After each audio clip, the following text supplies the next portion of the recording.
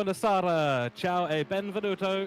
Good evening, hello and welcome to Octane Online Racing, and we are here with the Italian job. It is an endurance series spanning 3 races, all Italian as you can tell, Monza, Misano and Imola. And tonight we do have the qualifying session that is going to lead us into the 8 hours of Monza coming up on the 1st of June. We're going to have a shootout at the end, but we're also going to watch 3 20-minute qualifying sessions between AM, Pro-Am and Pro at this legendary 102-year-old circuit in Monza, Italy. My name is George Cook, and I am privileged to be joined in the comms box tonight by the legendary Mike Reel and Neil Haynes. Good evening, gentlemen. Welcome to Italy. Good evening, George and Neil. How are we? Yeah, doing really good, both George and Mike. It's awesome to be here. The Temple of Speed, 5.7 kilometres, as you said, George, of this historic circuit here in Italy.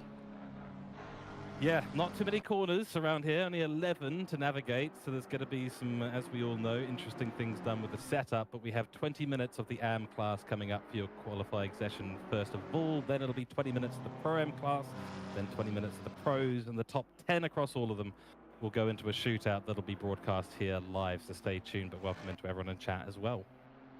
And as you say, there's only 11 corners around this circuit, but it is oh so important to get those corners right, because these long straights, there's a lot of time to lose there if you get the exits wrong.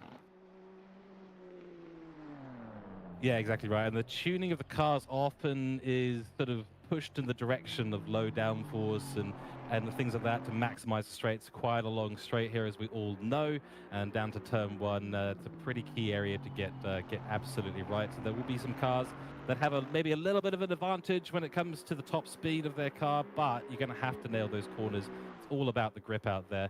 It is pretty hot out on circuit as well, 33 degrees Celsius on the track. So the tarmac is going to be causing a little bit of havoc with those tires as well, I suspect. Yeah, I would think so. And that's obviously going through the Ascari chicanes here, as we see here's the car 421 of this Aston, the Pit Viper team. Absolutely killing it at the moment. But yeah, it's very important though, just before you get to the Ascari, you can get a good exit, don't you, out of Lesmo number 2 at turn number 5. That can be very tricky too. You see a few cars sometimes running it really far on the outside up onto that AstroTurf. So actually that was the end of practice there. So here we are right into qualifying now for the AM division. Yeah, yes, so indeed. as said before, each class will have 20 minutes out on track. We'll start with the AMs, then we'll get 20 minutes of Pro-Ams and 20 minutes of Pro. Then at the end, there will be a 10-minute, is it a 10-minute shootout with well, it's a top 10 shootout. I think it's only 1 lap. I think they get 1 out lap and 2 hot laps. I think I'll double check now just to be absolutely sure, but I'm pretty sure it's 1 out lap and then 2 hot laps that they do get. So they'll run their out lap while the final hot lap of the previous car is running. So it should be somewhere around a 30-minute session for that top 10 shootout. Yeah, I think we got about a 10-minute break. I think we have between the end of qualifying of the Pro division before we get ourselves sorted for that that final top 10 shootout, something like that anyway. So it should be very interesting later on tonight as well. So look forward to that one. Yeah, certainly will be.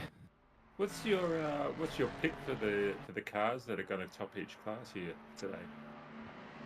Oh, that is a tricky question, I have to be honest. I would probably say we might see some McLarens up the grid. But I wouldn't write out the Ferraris at a track like this either, despite their top speed maybe not being as high as some others out there. But, GTRs as well, another really good car for getting some good top speed on the straights. And I get the feeling that that's going to be where those manufacturers lie. But, I've been wrong before. In fact, I've been wrong many, many times. I'll tell you what the wild card is, the Mustang. We haven't seen it run here yet. So this is going to be a real test to see what it can do. Yeah, that's going to be where I think most of our viewers will be interested, just to see how that Mustang goes, Mike. But, I think this yellow, well, it's not saying this actual yellow Ferrari, but I think the Ferrari may be one of those cars that may be up in that top little tier. So maybe of each different class, we'll just soon see. Have to have a little look at the list as we speak as well to see which cars are in what class. Yeah, so I think everyone's just getting onto their first hot laps in just a moment, so we should see some times come across the board, in the next couple of minutes or so. Here's Craig Dale for Ruatima spins the number 960 Ferrari, and a yellow Ferrari, I approve very, very much. Yes, the yellow Ferraris look very sexy, don't they? Ferraris can come in red or yellow in my books, or even, maybe a light blue, or should I duck for cover? No, I think you're right on the light blue. Just don't mix light blue and red. I think that's the key. And no green. And that was unfortunately a bit of a cut there for Craig Dale. Does go across the chicane at turn 1. Of course, a very, very famous part of the circuit. Now we'll navigate Della Roggia here. But yeah, tricky to get that first braking zone right. I mean, there is a meter or even centimeters in some cases between where you need to brake and where will be too far. It'll depend on how much that ABS is locking, how much grip you've got on the tires as well, how much you're using the tires to turn in. There's so many variables of that first chicane that they've got to account for as well. And I think that's, when you get a bad start to a lap through that turn 1, it does sort of set the tone for the rest of the lap. And I often find just having to rebuild the confidence through the lap becomes quite important. Yeah, that's right. You sort of have to sit through the rest of the lap to get around to the start line to start your next lap again, knowing that you made that mistake. Yeah, definitely. It's a good time to actually reset and make sure you've got a little bit of a gap. But we'll look at also at Mark Bushell too. Obviously had a bit of a hard night last night in split red. And we'll see how he goes. Now in the McLaren, not in the, in the Mercedes. He was in the McLaren at Laguna Seca, famously renamed turn 6 to the Bushell corner, if you were watching last night. I didn't see that. What happened? Just to recount for myself and the viewers. But it must have been something spectacular. Basically, every single time we seem to have caught on to Mark, he seemed to be running wide or skipping over the curbs there at turn 6 and finding himself in the sand. So it was a bit of an unfortunate night, but once he got it right, he moved himself up within the top 10, so he wasn't too bad. But yeah, a lot of action there at turn 6 at Laguna Seca is where you used to see him, especially in the wet. Oh, was it a wet race as well? Yes, it was wet for Oh. both races. Yes. So he'll be rubbing his hand here, coming across here with this nice, warm, dry track. So in a Mercedes, so expected to see him do a pretty good times here, I reckon. I think they've got heated seats in the Mercedes, don't they? Surely. It's got that level of fanciness about it, the Mercedes. They don't just give you a raw car. The McLaren's a pretty raw piece of machinery. It's got an engine, it's got a body, got some wheels. That's pretty much it. But the Mercedes got a little bit of style, I reckon, compared to the McLaren. Whether or not that equates to better racing machinery, we'll see. It's a big change though, going from a McLaren, MR car, over to a Mercedes, big, heavy front end, rear that wants to step out on you. So that's going to be an interesting one to see how he adjusts to that situation. But yeah, I think the Ford's going to be the big one to talk about and see how they go about things.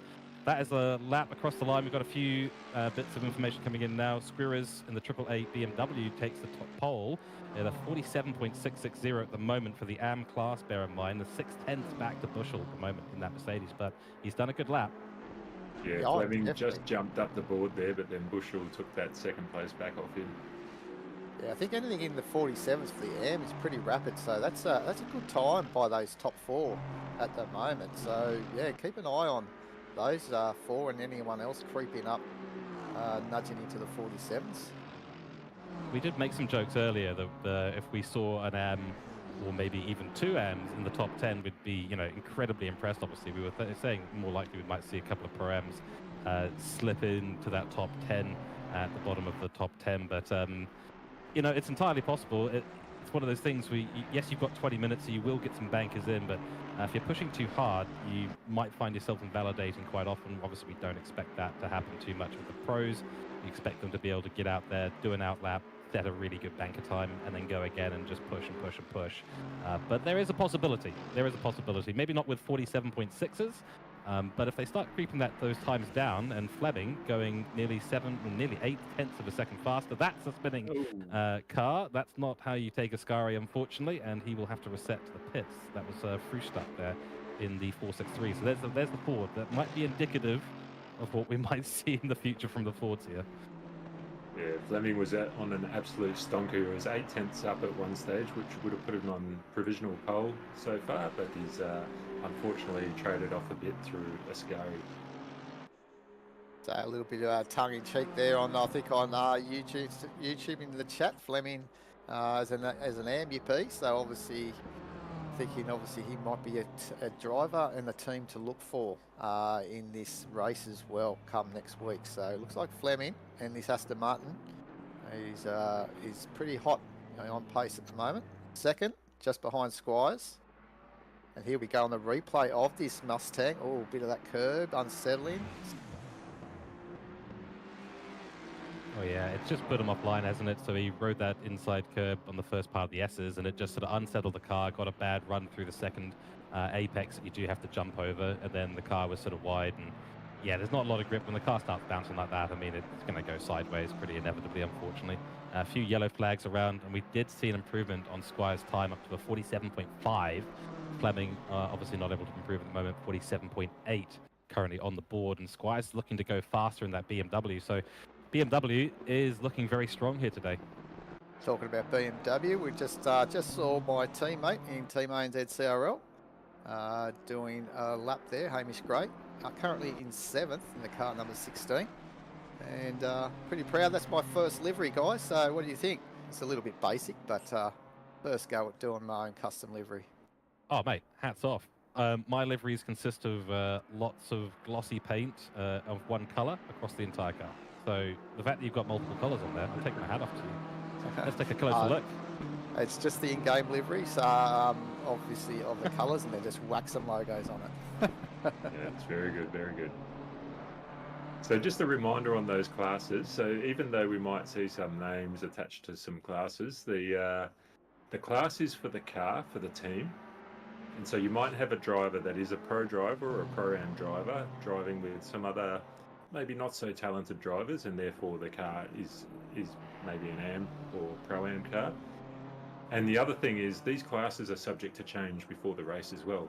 So there was the classification server. Drivers did set some laps on that, and that was used to help set the classes, but it's not a cut and dry science, you know. Yeah, exactly. So we've just gone through the first 10 minutes here, George and Mike. So it's looking, there's a couple of Fords there, the BMWs. We've got the Merc in position 3 as well. And look at Renato here.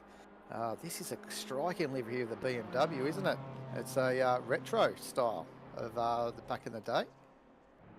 Tony Longhurst. Yeah, that's a classic, that one. I think there's an image floating around on the Discords showing the original car as well as this one, and it's a very good job. Yeah, nice livery, and colours slightly dulled down as well. It's not like super bright yellow or anything like that, which is nice to the eye as well. And yeah, 10 minutes left, and Hamish Gray did just put on a great lap there, put himself up to P4 momentarily until I believe Robert Brickley in the 333 car did take that away from him. But yeah, lots of BMWs and a few Fords, a smattering of Fords around there, which is nice to see, to be completely honest. We know it was going to be potentially a strong car. It's got great acceleration, sometimes too much acceleration in it, so it's good to see that it's able to get out of the corners quite nicely. I do worry about all of those drivers in the Ford though at Ascari, because once the Mustang gets slightly airborne, it tends to stay rather airborne throughout the remainder of of whatever corner it's going through. Yeah, and just looking at Brickley here, and we've got some people that loving this livery that we just saw of this BMW. Currently almost half a second up. Can he get it right down here at the last part of the corner?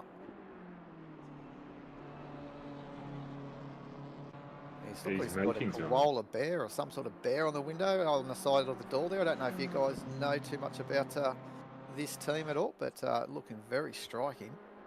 That's a very good time from Brickley there, putting him up into P3. Sensational livery there, guys. Absolutely stunning. I love the colours, love the really bright fluoro green front on the front grille, makes the angles and everything all pop really, really nicely. And I'm trying to figure out exactly what that represents. I think it might be a KA Motorsports car. So Koala, I believe, is the one. There you go. Yeah, and I think it's a spin on the Italian flag as well with the red, white, and green. Love that red though. Nice, deep, sort of almost purple red, and nicely glossy as well, which you absolutely love to see. Triple J, number 20, an Aston Martin, I do believe, if I'm getting my angles right. Or is that a Lexus? That's one or the other. It is an Aston Martin. Okay, right. I was right the first time. Don't second guess myself, but yeah. Number 20, and they're currently running in, I think, a little bit further down the grid at the moment. Second, it is second. Yes, I should have looked at the top of the grid. Yeah, in the Aston. Yeah, so and it looks like they've got all the different album covers or stuff from Triple J plastered around on that car as well. So that's a cool little design as well. I think it's a little missed opportunity to number the car 100, right? Oh, it sure is, isn't it? That's exactly right, Mike. So plenty of love's coming through with all these liveries. Everyone's impressed by the liveries so far. And this is just the AM division, guys. We'll wait till we see the Pro-Ams and then the Pros come out too and see what they've got in store for us. Yeah, there's a second ANZ CRL car at the moment, almost half a second up. Currently last, I think, of the AMs. So trying to see if he can get off the bottom of this leaderboard. Get himself amongst some of the Ferraris. I do have to ask, is this another one of yours? No, this one's not one of mine, but one of my members. But yeah, obviously to be adjusted, I think, for the race. He's up a bunch of time, found half a second out there on this lap, so it's going to be a good one.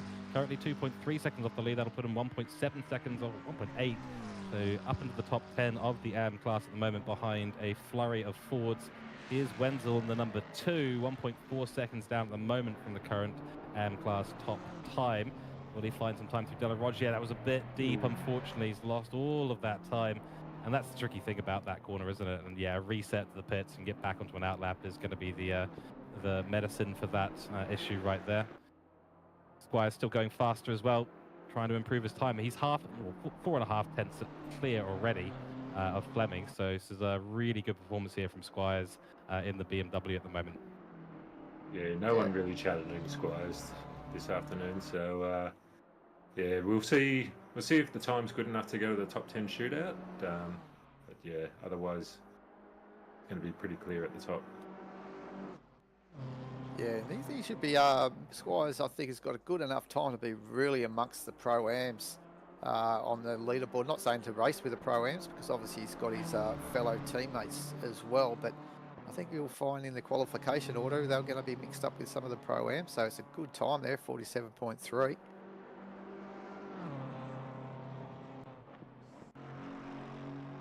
Four and a half minutes to go, and then we will see the Pro-Am class come out onto track. And a little bit of time there through Curva Grande, and let's see how the Aston Martin handles Della Roggia. Looks pretty tidy. Misses the apex though. No, a bit deep, unfortunately.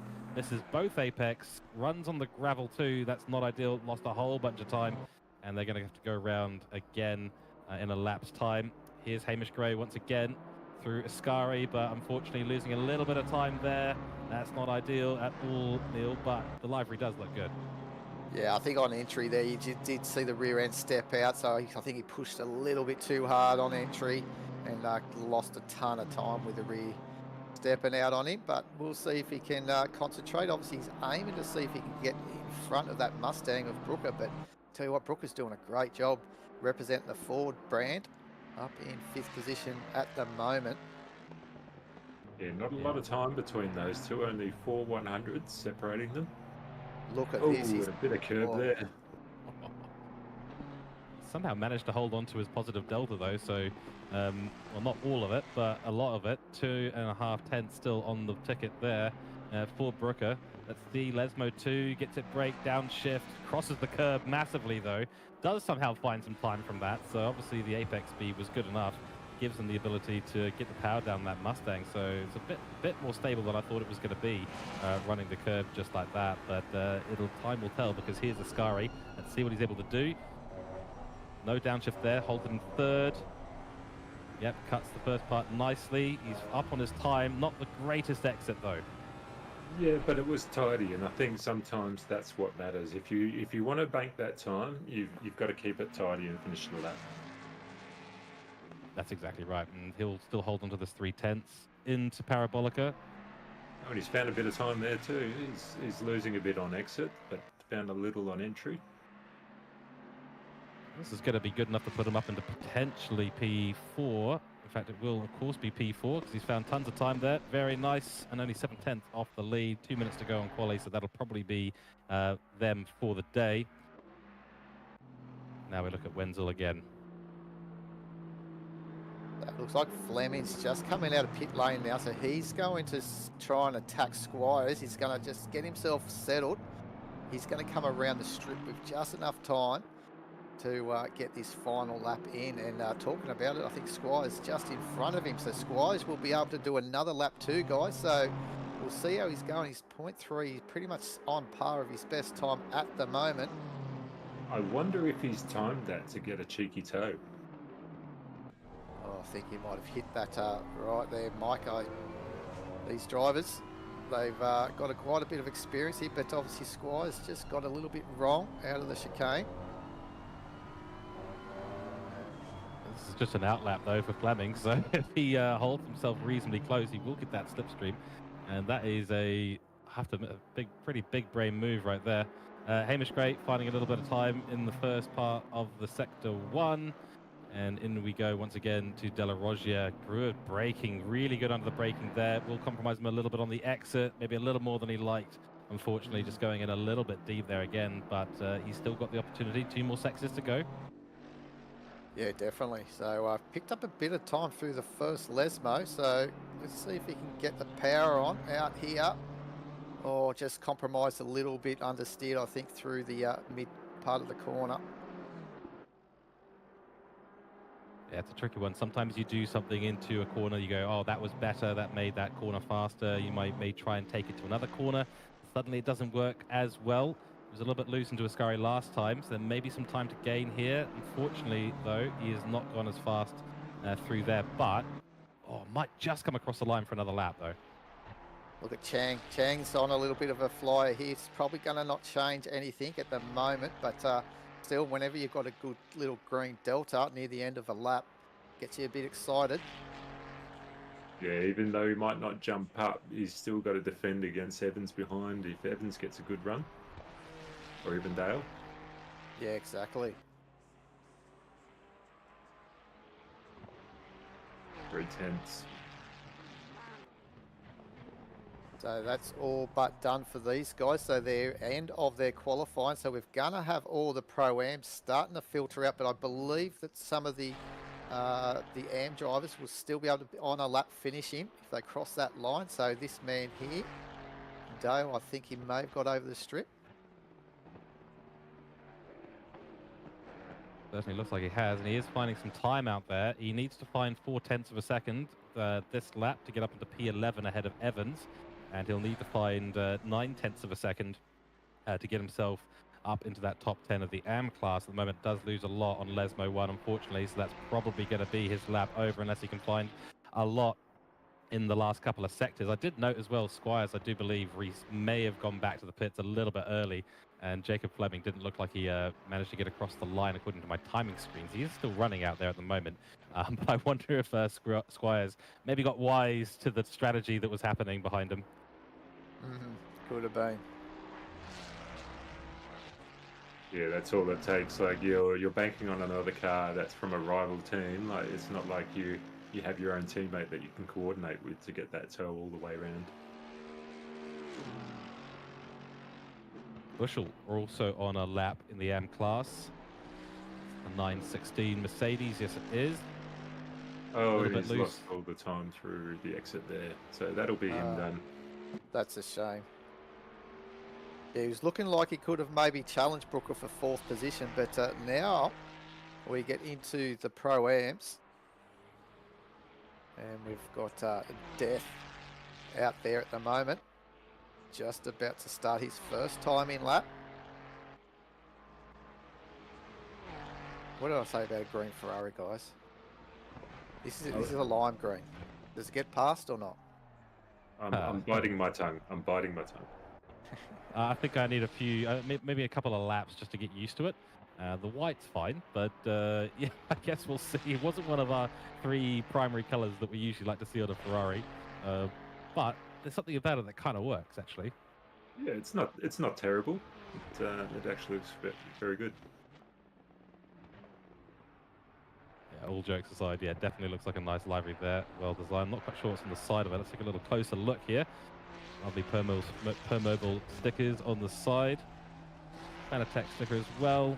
Number 200, and yeah, it's got nice little neon paint splashes from the white, which is also very cool. So well done, top job there for the number 200. I think all the dads out there looking at that might be think of Nickelodeon and being slimed or something like that with the kids watching it with all those little splatters there. Yeah, I think it's one of the milk racing team cars. So those are splashes of milk. So there we go. Do we know what the milk is in reference to then, or is it just milk? Hope it's just milk. George? We're not thinking about something about Mary or anything, are we? Rapidly moving on from my comment there. We do take a look at the 474 Nissan, and it is a very colourful Nissan at that. Nice and metallic too. And the PR motorsports car, I believe, a Pixel Racing car. Pixel Racers, I think it is, for them. So we'll see. Sasha Death comes across the line, sets the first lap there, and it is not in the top 3 of the AM class at the moment. But of course, we will see Death go again. Currently 6 3/4 of tenths off that top time from Squires. yeah, I expect those times to start tumbling down as they warm up to the track and get into the groove. Now this is a very American looking livery. That's a Freedom livery right there. Monster energy as well, so pumped up and ready to go in that Ford. Glow at the helm of the 187 Ford at the moment. And yeah, again, we'll see how this Ford performs in the hands of the Pro-Am teams. It should be quite interesting to see what happens. Brooke gone up into P2 overall, only a 10th off now. So the BMW is still looking strong in the hands of the Pro-Am class cars. Unfortunately, no livery on this one. No, I think it's caught up a little bit with the cut-off at the moment with this qualifying, but obviously with OOR, they've obviously been able to get back and fine-tune some of these liveries before race day next week. So I'm assuming some of these cars may change before we see them take to the grid next Saturday. So the number 200 Ferrari that we were on just before, MRT in the moment is the team name there. So maybe something to do with mint with the lime green, and maybe that's a possibility in it for Sasha Death. 4 tenths up. This is still not going to be near that top time though. So we'll go P3 just behind Brooke and 2.5 tenths off still. Yeah, it'll be interesting to see how the Fords go in this group. Like when we were watching the AM group out, the Fords they were tending to hang around the bottom, but towards the end of the session, they started to set some good times. So it'll be good to see what the Pro-Ams can do with those muscle cars. One thing is they sure do sound good out on track as well. They'll be a bit of a crowd favourite. As Ashley Johnson, yes, there's a good take on the Ken Block Mustang livery, is what we saw earlier. So yeah, definitely, that's what it definitely did look like. If they're a crowd favourite, hopefully they don't get too close to the crowd though. Exactly. So here we go, guys. Yeah, Ken Block. That's does look quite familiar there. What is this Bentley that looks like a Nissan? Is that correct? Yeah. Kinda does. Is that one of your teammates, Neil? No, it's not, unfortunately, but obviously Starkey didn't want to take the Nissan, but obviously happy with a Bentley / Nissan maybe. Yeah, it's the 154, so that's the Sim Seniors 154 car. Starkey and Barham in the car for that, both with the British flag.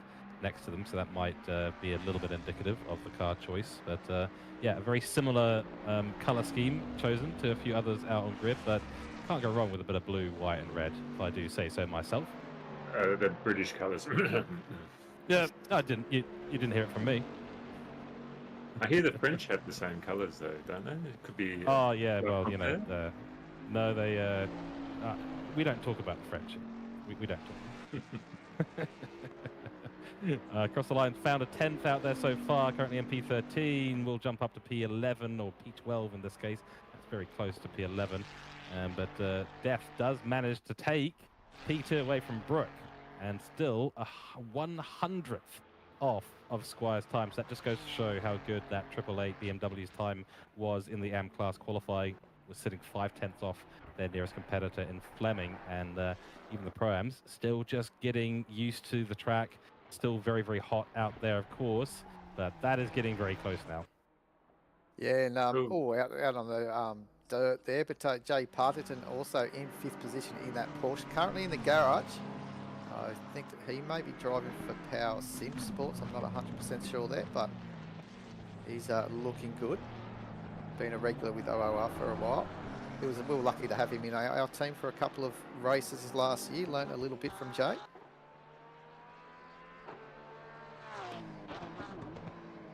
Always good to share info as teammates, and that is the runoff being taken by a Porsche.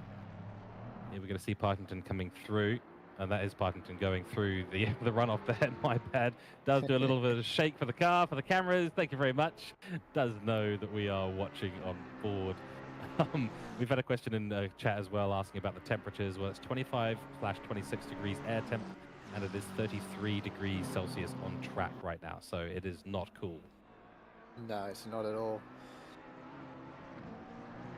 Yeah, I thought Partington was going to take that runoff to allow the other cars to come through that were on the flying laps, but he ended up coming out in front of them. So I thought maybe just didn't want to turn the corner, maybe.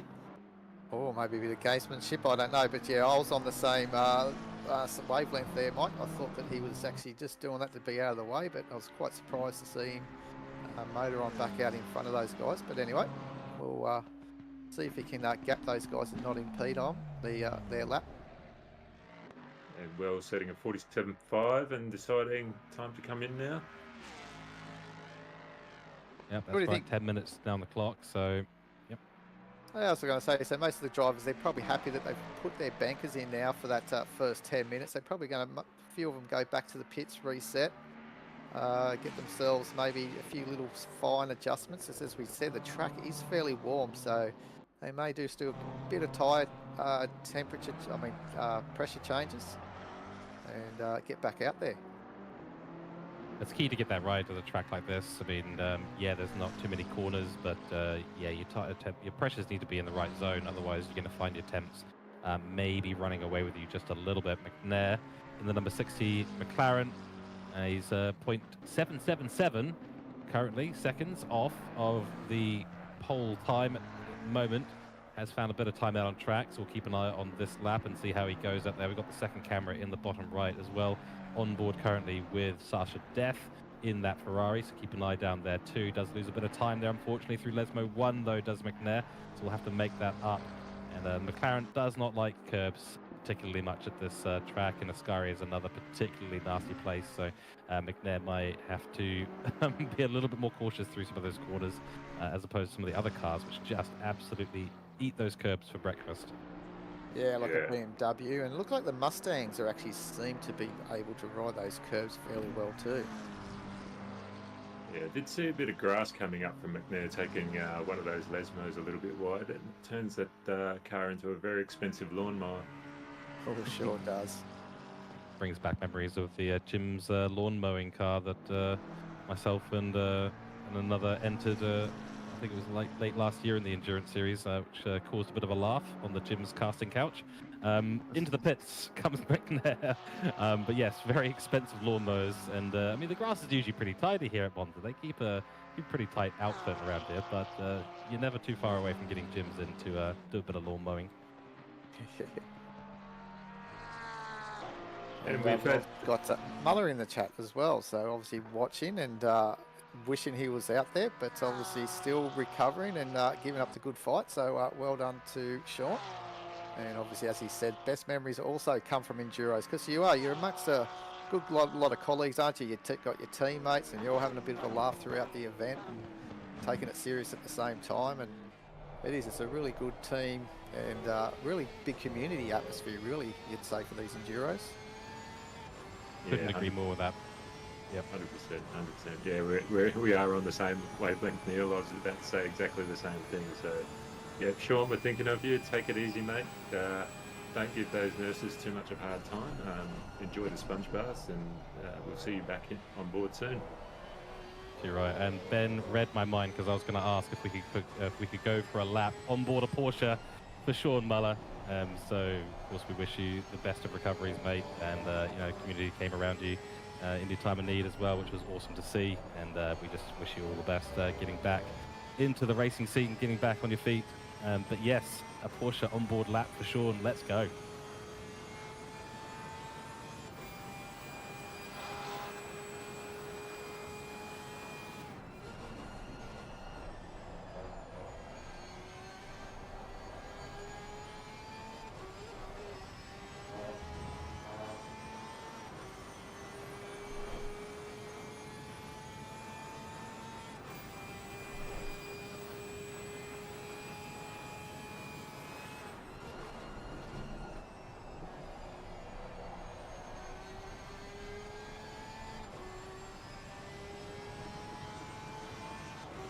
There you have it, the sights, the sounds of what it's like to be a Porsche driver. On your screens right now, no time found for Partington on that lap. We will go for another now. We're now 6 minutes away from the end of the Pro-Am qualifying. And this is Sasha Death trying to go again and trying to get up into that top spot. Push Squires down by a couple of spots, which I'm sure they'd be keen for. But if the times are looking around this with this much tire temp, I mean, what are the chances, do we think, of maybe seeing a Pro-Am and an Am get into the top 10 shootout? Well, that's it, isn't it? It just seems like these guys are still struggling to try and better their times in this second stint of their 20 minutes. And maybe that's just it. The track temperatures is just not working to their favour. But, I think the pros, we should see quite a few of them start tumbling these times down. But you are right. There could just be a black or a red square up in the top 10 by the end of the pro session. Yeah, 100%. I think, there's enough of a mixture there that we're going to see a few different colours in the top 10. Yes, indeed. Speaking of different colours, well, you might be seeing a white badge on Starkey's car right now. I do believe that is just because of the livery entry, potentially. As we understand it, it is, in fact, a Pro-Am team, so do not worry. That is a good time, though. Puts himself ever so closer. P9 overall. Partington still on the lap and finding time 2/10 at the moment for the Porsche driver. The 419. Let's see what he can do into Parabolica. Now renamed as... This could be a good time. This could put him on pole if he keeps this up. It's a bit of a wiggle mid-corner. But this is going to get him close. Finding time 2/10. There we go. Jumps up to 5th place. We have less than a 1/10 of a second between the top 5 right now, and you're right, if he had just gotten the power down a little bit more effectively out of Parabolica, that would have been a pole lap. This, however, is a pole lap. Sasa Death puts it into pole position at the moment with a 47.202. Nice work there, and I think you guys, yeah, absolutely right. The driver's building up and getting used to the conditions out there, and now they're sort of dialing it in. They're getting used to what the car's going to do in a number of situations. That was a bit of a moment for the Bentley. Starkey losing all that time, which was going to put him right up there. Yeah, the BMW doing the same thing too out of the second Lesmo. Yeah, it's about that time where they've put a few laps in the bank, and now they're really letting it loose to see how fast they can go. But no risk, no reward, and they're taking all those risks. But fortunately, sometimes slipping up a little bit. Well, I'll tell you what, I think Squires might have been able to enjoy 2 beers in that 16 minutes while he was watching the Pro-Ams, because he did have pole position for that first 16 minutes of the Pro-Am qualifying until we just saw that being taken away from him, but still currently holding second.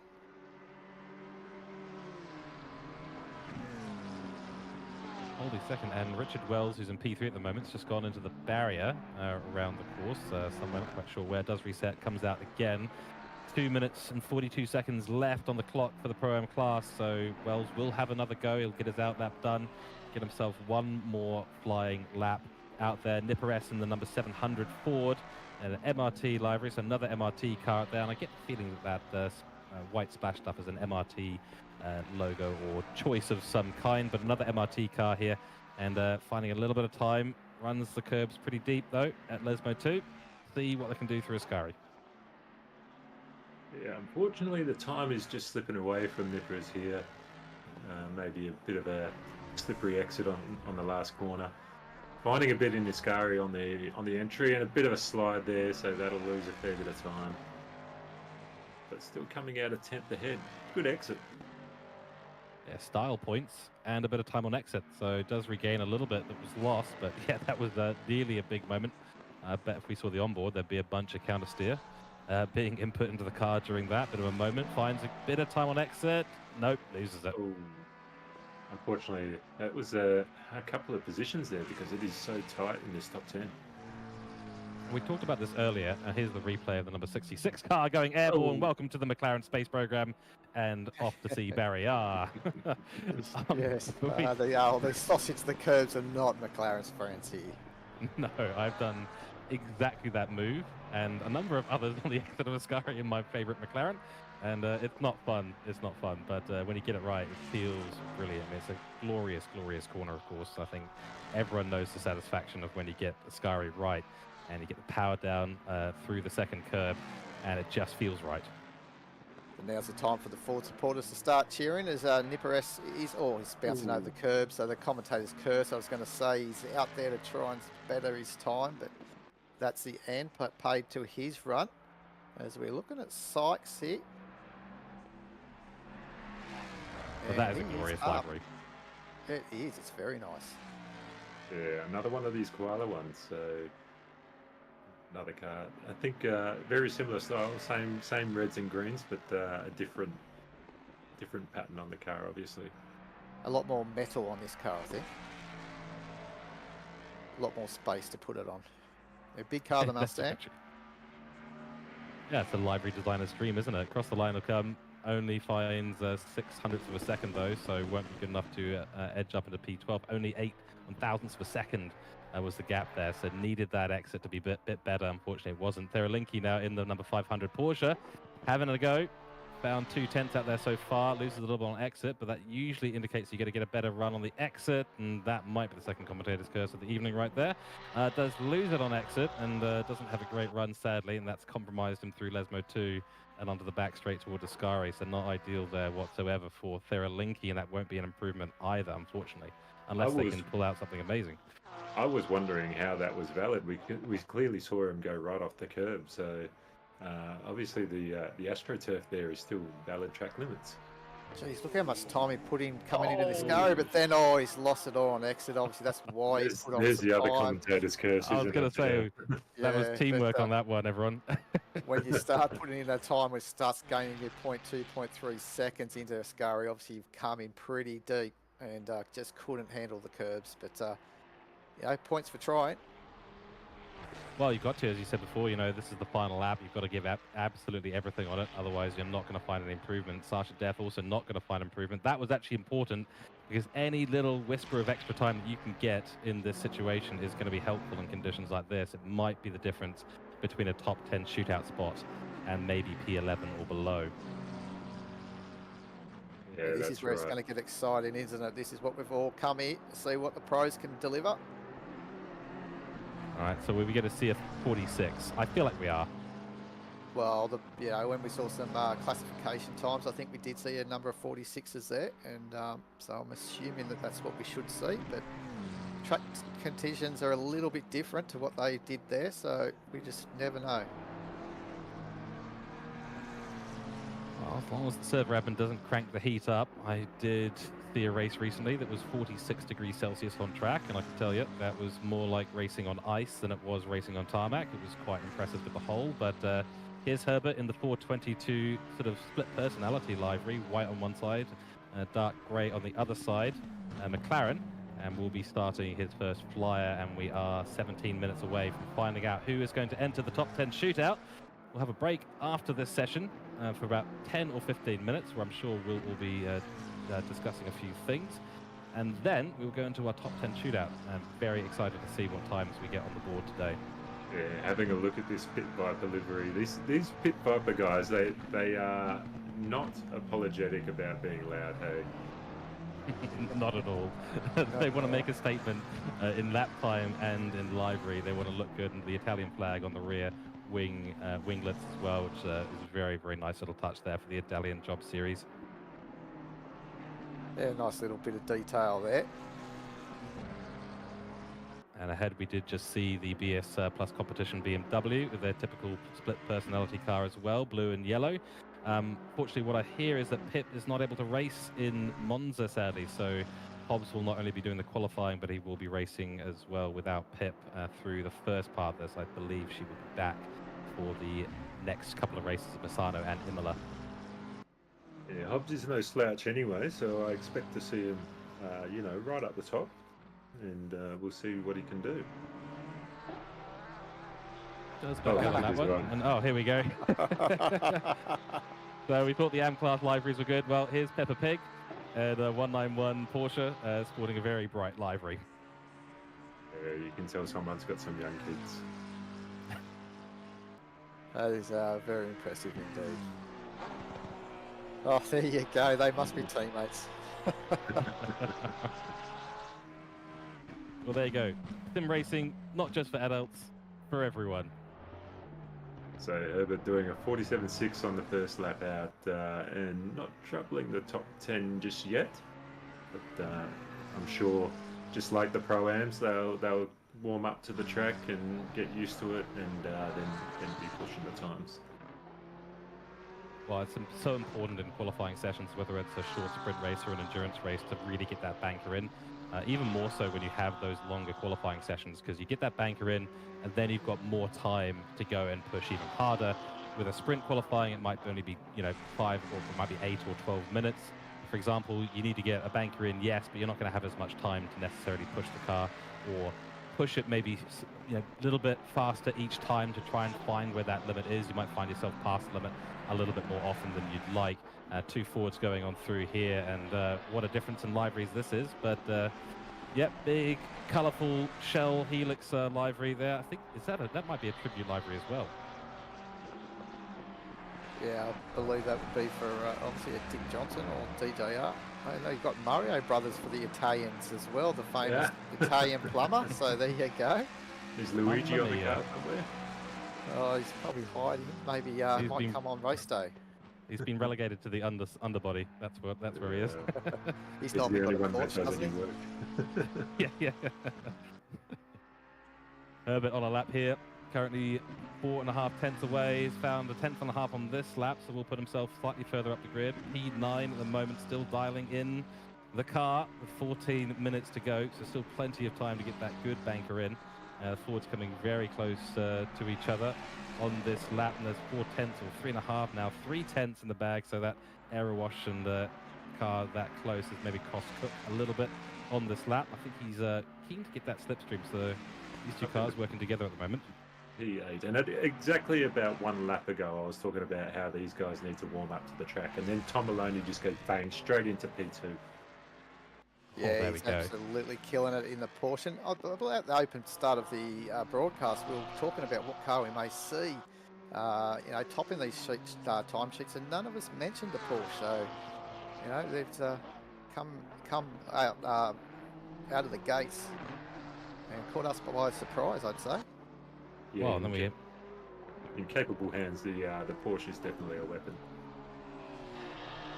Yep, it'll try to kill you a few times out on track, but if you get it wrangled in the right way, you're going to find some time, and that's exactly what Maloney's doing right now. If he manages to get this car around with that delta, This is going to be good enough for P1 spot. Currently 48 hundredths of a second off the back of Sasha Death's 147.202. Loses a little bit on Lesmo too, sadly, but yeah, I think Maloney's gearing up to put Peppa Pig on pole. Yeah, we'll ride on board and see what he can do here on exit of Scari. He's looking good here, George. Certainly is. Found a little bit more time through the exit of Ascari. 2.5 tenths coming up to Parabolica, the newly renamed corner. Hobbs on a flyer as well. This is actually going to be good enough. The pole, he's come out with 3.8 hundredths of a second. Sorry, that's 3.8 tenths there, and he's gone pole, so 47.19. That just goes to show how good the lap was from Sasha Death and Squires. Maloney comes across the line and takes it away. It's a 46. There we go. We knew we were going to see it at some point, and Peppa Pig is indeed on pole. Yeah, things you'd never think you'd hear for $10. I know.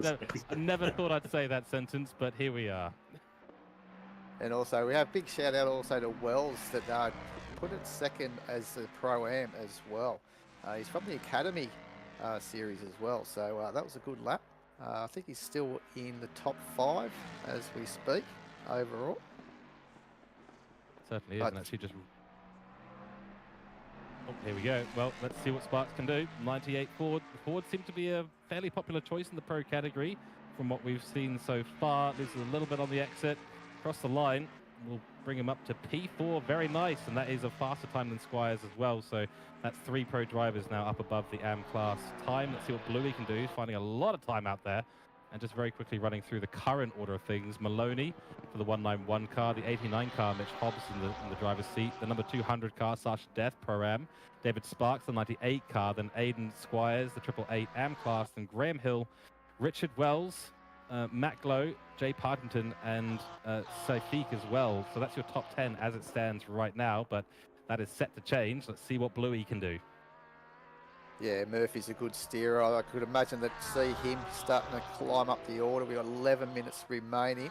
I say that this will probably be one of his last runs. I'd say probably go back into the pits after this one and reset. It's looking good at the moment. 0.3 up. This should bring him up close to the top 10. Manages to hold time well around Ascari. This will jump a few places now.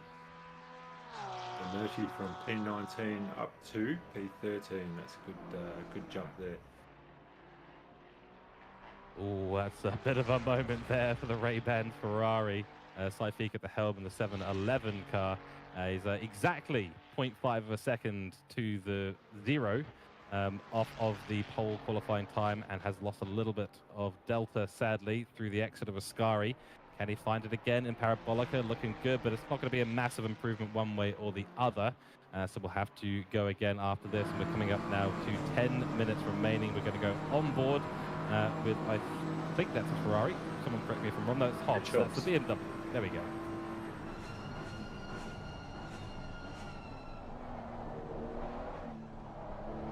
I'm hearing that there's a 111 car as well, the GTR with a Calsonic library. Might get a chance to see that at some point, but back to the lap.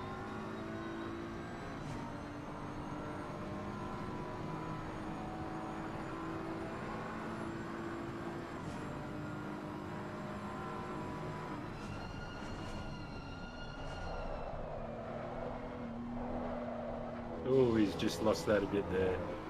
Yeah, it's Probably got a little bit greedy on the entry. an end to that one for him. But here we go. This is the Nissan that was out in chat after having a look. So there you go, Conan. And yeah, very good Calsonic replica livery here of the Nissan.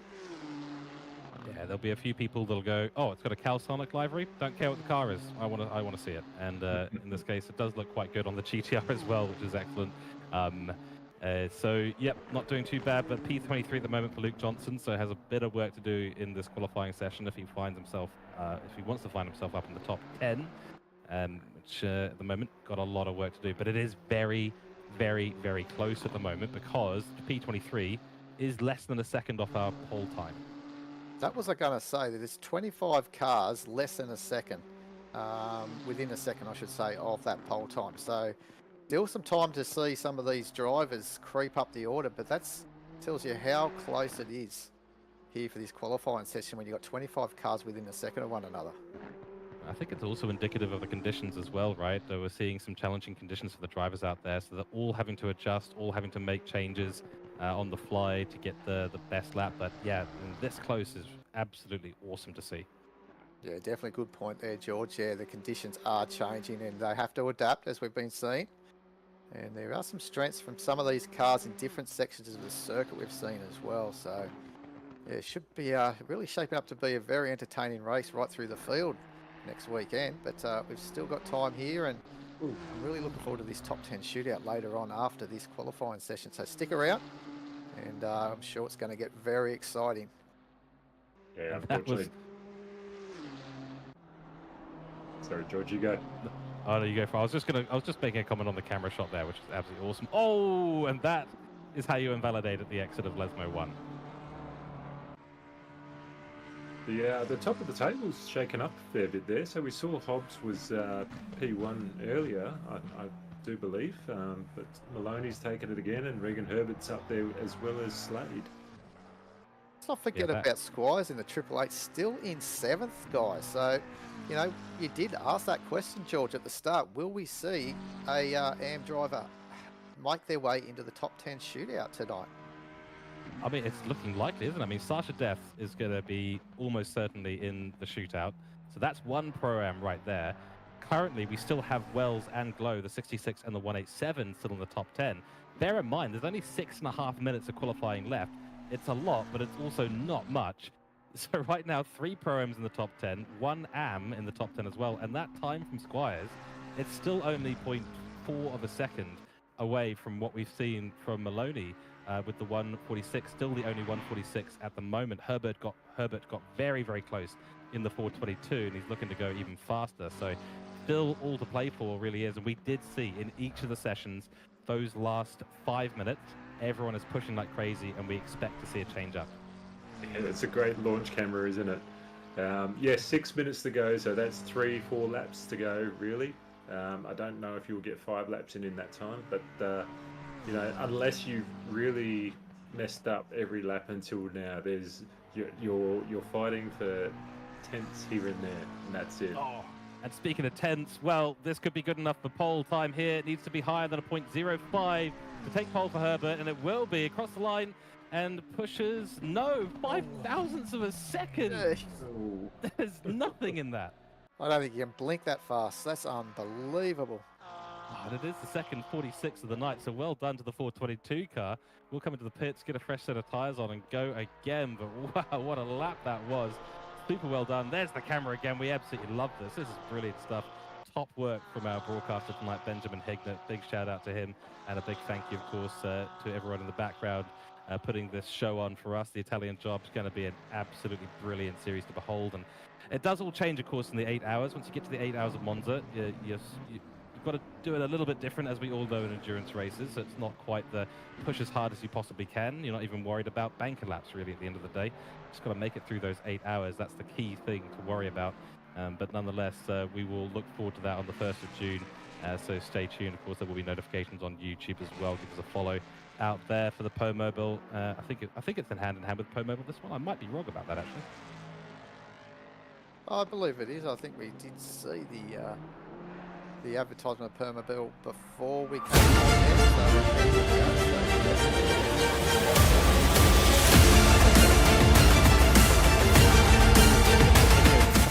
on published on the 31st of May, so the day before our 8 hours of Monza to kick off the Italian Job. This is going to be a deep dive look with Mobile and Octane Online Racing into the world of sim racing. Make sure you hit that notification button on YouTube and get involved, because it's going to be an awesome video. Lots of interesting details to be coming out with that as well. And then, of course, the day after, 8 hours of Monza. I mean, that's going to be a great weekend. Sure will be. Just over 3.5 minutes left to go in this quali session. So 2-3 laps tops. Who's going to shake it up? Who's going to disrupt that top 10? Who's going to make it into the shootout? Who's going to miss out? I mean, right now there's 2 obvious spots for people to take. Richard Wells in the 66 car and the 187 car, Matt Glow, P9 and P10, and they're going to be watching on with this right now with bated breath as they see these pro cars come on through and set their times. And every single time they see a car coming across the line, there's going to be a little flutter in their heart. The anxiety level's going to go up a little bit because they're wondering if they're going to hold on to that top 9 or top 10 spot. Then again, the pressure of doing a top 10 shootout is nothing small. No, Hobbs there got out of the first chicane there fairly well too, so he could be on a bit of a lap as well, so we'll keep an eye on him a bit later. But looking at position 13 of Safiki and see what he can do in this Ferrari, trying to do it for the Tifosi. Yeah. If he can get up into that top 10, he's still got a little bit to do, but at the moment he's well and truly on track, isn't he, guys? He's 0.2 seconds up. And what does he need to do? He's got to get about... that's definitely a top 10 time there. So yeah, about 0.15 he's got to do to squeeze in. Yeah, I'd say Cooks, Shafik, and Murphy are definitely snapping at the heels of the top 10. So they'd be chomping at the bit to get in. Yeah, it's 0.035 for Cook, 0.05 for Saifiq to get in there, and even Murphy. I mean, he's only about less than a tenth essentially away from that top 10, so it's really down to the wire. The margins are absolutely tiny. Saifiq, if he can hold on to this lap right now, has lost a little bit of time on exit through Ascari chicane. Gonna have to keep this delta as it stands through Parabolica. Gets a good entry, doesn't lose any time there, but here we go on exit. What's it gonna be? Oh, he's lost a bit of time. Oh, no. This That's is gonna be incredibly close. It's 0.05 he had to be up on his delta, so he's got to reset here. This will be his last lap that he can try and do. As Slade coming on through here, obviously not probably on an out lap here, ready for one more go for this provisional pole. Will be fastest to be the last one out. Do they go out in order in the top 10? I believe they go P10 and then up towards P1 is the last one, yeah. Yeah, okay, so that should be very exciting as well as Hobbsy. Let's see what he can do here. 1 minute left on the clock. So this is definitely the last lap for anyone out there at the moment. So, except maybe for the ones on the back straight there. Pip's probably watching on and maybe ready to give him some coaching here, but he's doing a good job here at the moment, Hobbs. Just trying to find out if he can do a little bit more in the last half of this circuit. Herbert has backed out of his lap, so into the pits for the 422. No further improvement there. Of course, the key thing is to be in that top 10. That's what matters because you have another chance to set a couple more laps. We've seen a lot of invalidations, something we're going to talk about as we head towards the format for the top 10 shootout. Let's see how Hobbs can handle the Ascari chicane in this BS Plus competition. BMW. And not the greatest entry, but might be able to find some on exit. It is a good exit, rides the curb like anything, and has found time. Won't be enough to move up just yet, but let's see what he can do at Parabolica. If there's any time on the table here. A little bit on entries. He's moved up a fair bit on entry. Can he hold it through the exit? Lose a little bit. Still 1/10. And what can he do with 1/10? He can do a bit. P3. So yeah, that's not too bad. That'll be what, 7th out on the circuit for the top 10. So he'll be able to see what he needs to do. He will have seen his competition put their laps down. So not a bad spot to be. That's right. Now. Yep, some time's coming in. We've had Matt Glow has been pushed to P11, so the 187 Pro-Am team no longer in the top 10. Graham Hill comes in with in the number 70 to put his car up into P9 and put himself just ahead of those two Pro-Ams in P9 and P10. Let's see what Weatherburn can do. It's going to have to be a lot more than that to get up into the top 10, though, sadly. Yeah, he's left his run a little bit late, but look, good job in this Ford for the 716. And Weatherburn goes up into that top 20, so good run in the end. Well, there you go, ladies and gentlemen. Have a little look. That is your top 10. There are 2 Pro-Am drivers and 1 AM class car in the lineup going into the top 10 shootout. So it will be Maloney. He'll be the last out on track in the 191 Porsche. So Peppa Pig on pole. Again, unusual things to say on a sim racing stream. Then Herbert. I I think we might be getting a little bit reset here, actually. Yes, we are. So we'll go through that. But 2 prams and 1 am. So there we go, chaps. The numbers held somehow. Well, Peach is just already saying, let's cancel the shootout. He's happy where they are. So obviously on that P1 position. So Maloney doing a good job for the Peach. So well done. So I'll just read out those names. As they'll come out, it will be Wells in P10, Hill in P9. Brad Cook made it up into the top 10, so P8.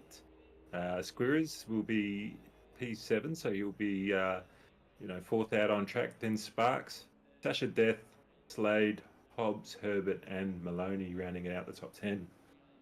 Good mixture of cars too, fellas. Got a McLaren, Agreed. Ford, BMW, Ferrari, and the Porsche that we did not even give any love at the opening part of this broadcast. Oh, how could we miss that? How could we? But as a McLaren fan, I'm quite happy. There's 4 of them up there, so there we go. I'm a happy chap.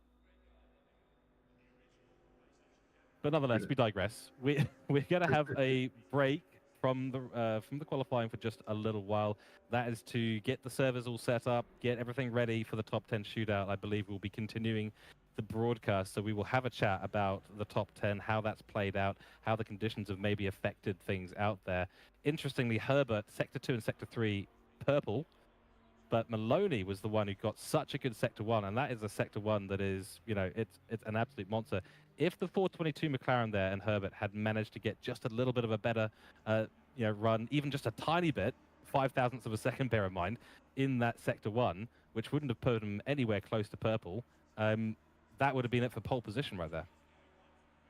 Yeah, that's a good observation there. Definitely, that's a stellar of a time. 0.2 of a second, pretty much faster than Herbert in that first sector. That's showing some commitment, I reckon, into that first chicane and then getting a great exit out of there as well. Yeah, obviously the Porsche really good on the exit of those corners, so capitalising on that. You're right. So we've got some lovely comments coming in from chat as well, both YouTube and Twitch. Lovely to have you all in here for tonight's broadcast. Of course, you are watching Octane Online Racing. It is the Italian job. We're starting off a triple header here at the Italian circuits. Monza qualifying is what you're watching right now, if you didn't realize which track we're at. And we will, of course, have 8 hours of Monza coming up on the 1st of June. And then I think it's a few weeks later, it'll be Misano.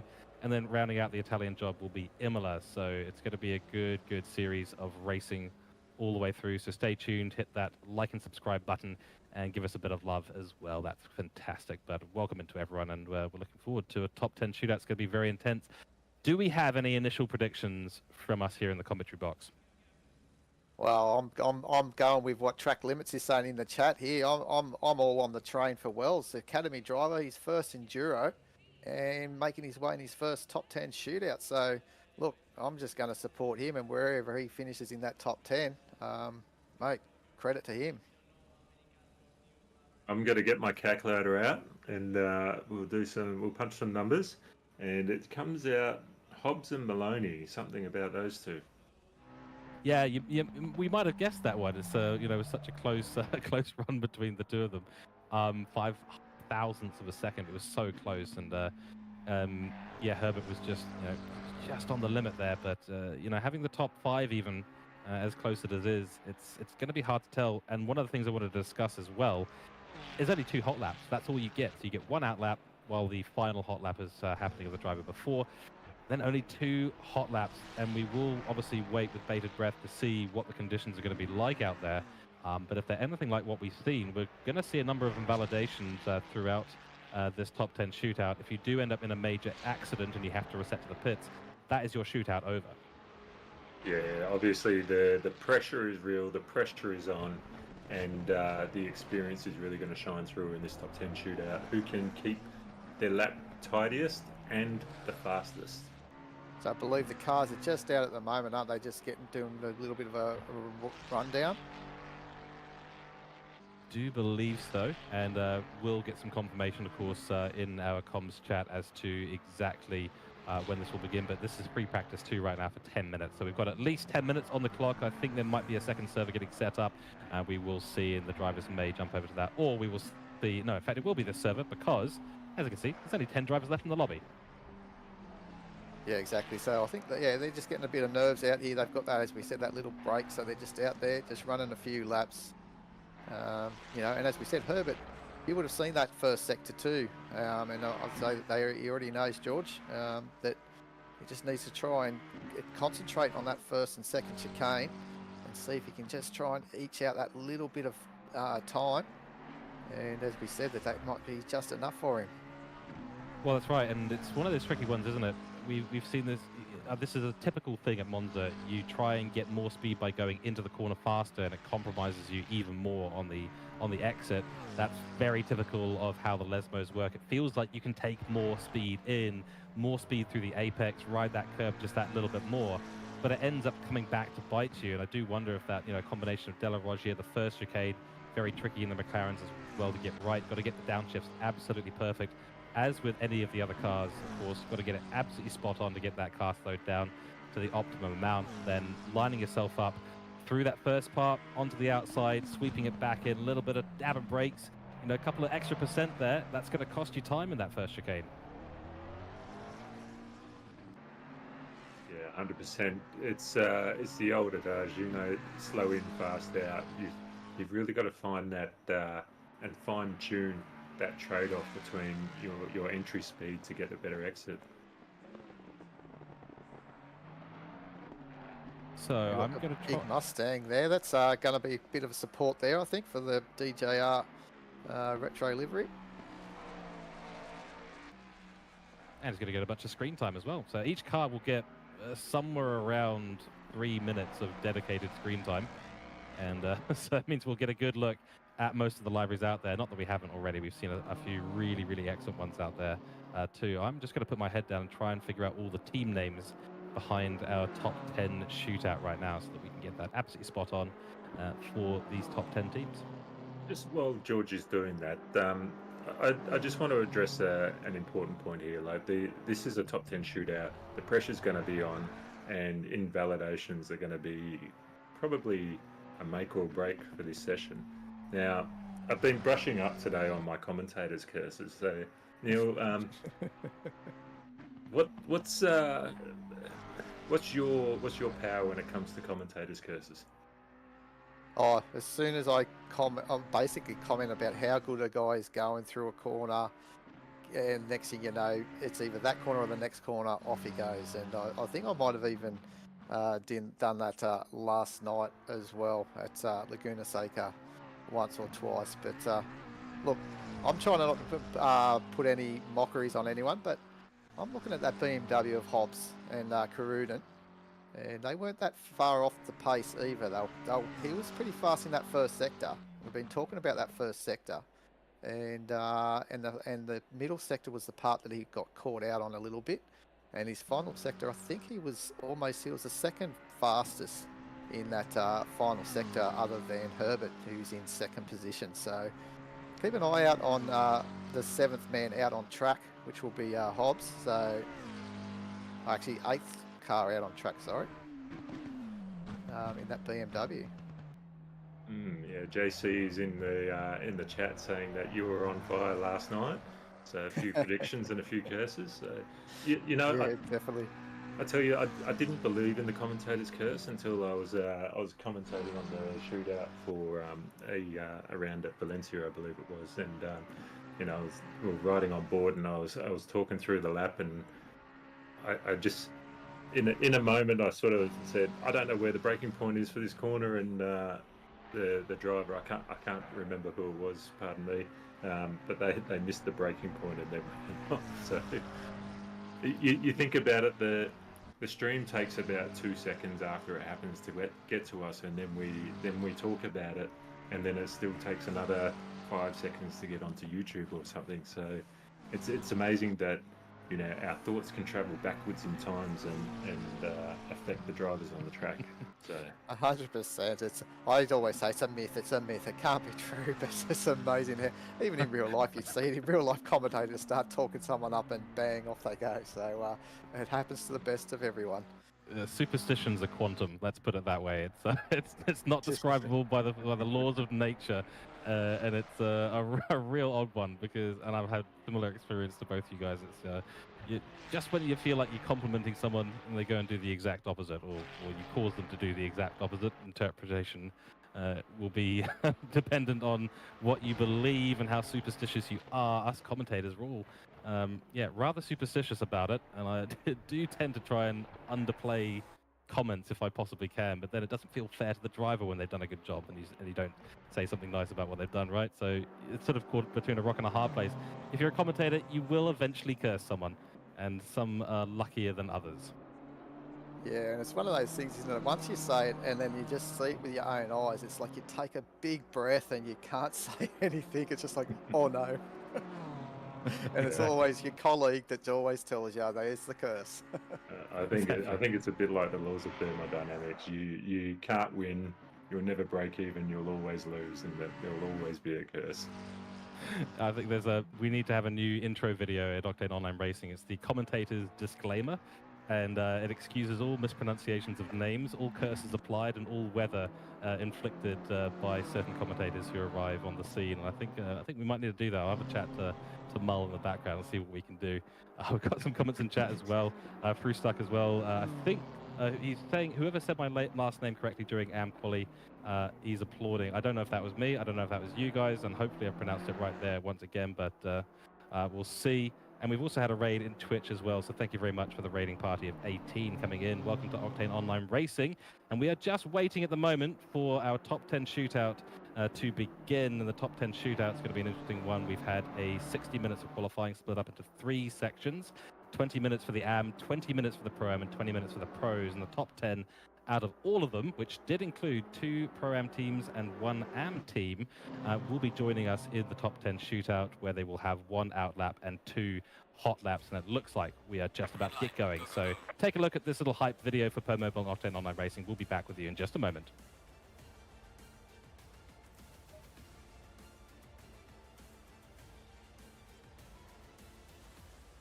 Green light, give it all you can.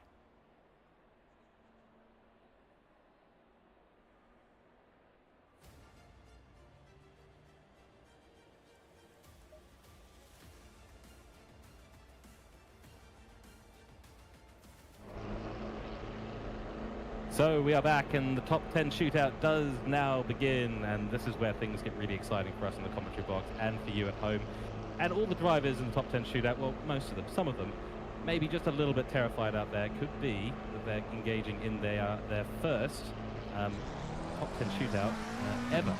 And that might be the case here. Number 66, it's Richard Wells, and he is an academy driver, so what a first day out for this man right here. He's going to be the first man out on track. We'll do an out lap in the number 66 car. That is for Loose Screw Racing in the Pro-Am class. And yeah, we're going to have to see what this driver can do. Any invalidations, of course, going to cost you quite a bit, but the worst you can do is P10 in the race. That's not so bad. Yeah, that's right. And how good is the Academy Series, though? We take people who, you know, have varying levels of sim racing experience and bring them up to speed with the Octane Online Racing rules, and throw them right into racing and get their skill levels up. And some of them are fairly rapid drivers, and as we see, Wells being up there in the top 10. Yeah, impressive run. And as I said before, I'll comment in, obviously just seeing where he can get will be an absolutely sensational result. And if he can take a few cheeky positions from some of the more fancy drivers, it's something to go home and celebrate, especially the week leading up to the big race. So a few nerves now, guys, because he's got a few more corners to negotiate before it's hammered down. All the cameras pointing the way of the number 66 car here, all the pressure on Richard Wells, but he's performed incredibly well during his qualifying session, and he has got to now pull out another brilliant lap. A note on conditions out there: 24 degrees Celsius air temperature, 32 degrees Celsius track temperature, so it has cooled down ever so slightly, but basically the same conditions as what we had in our previous quali sessions. So there will be a little bit more familiarity with the settings and the PSIs that you need to put on the car for this. We've got 2 cameras running right now. Our cinematic helicam on the left-hand side for camera 1 and camera 2 is our onboard. So we'll keep an eye on the steering inputs. Here's the first hot lap from Wells. Let's see how he goes.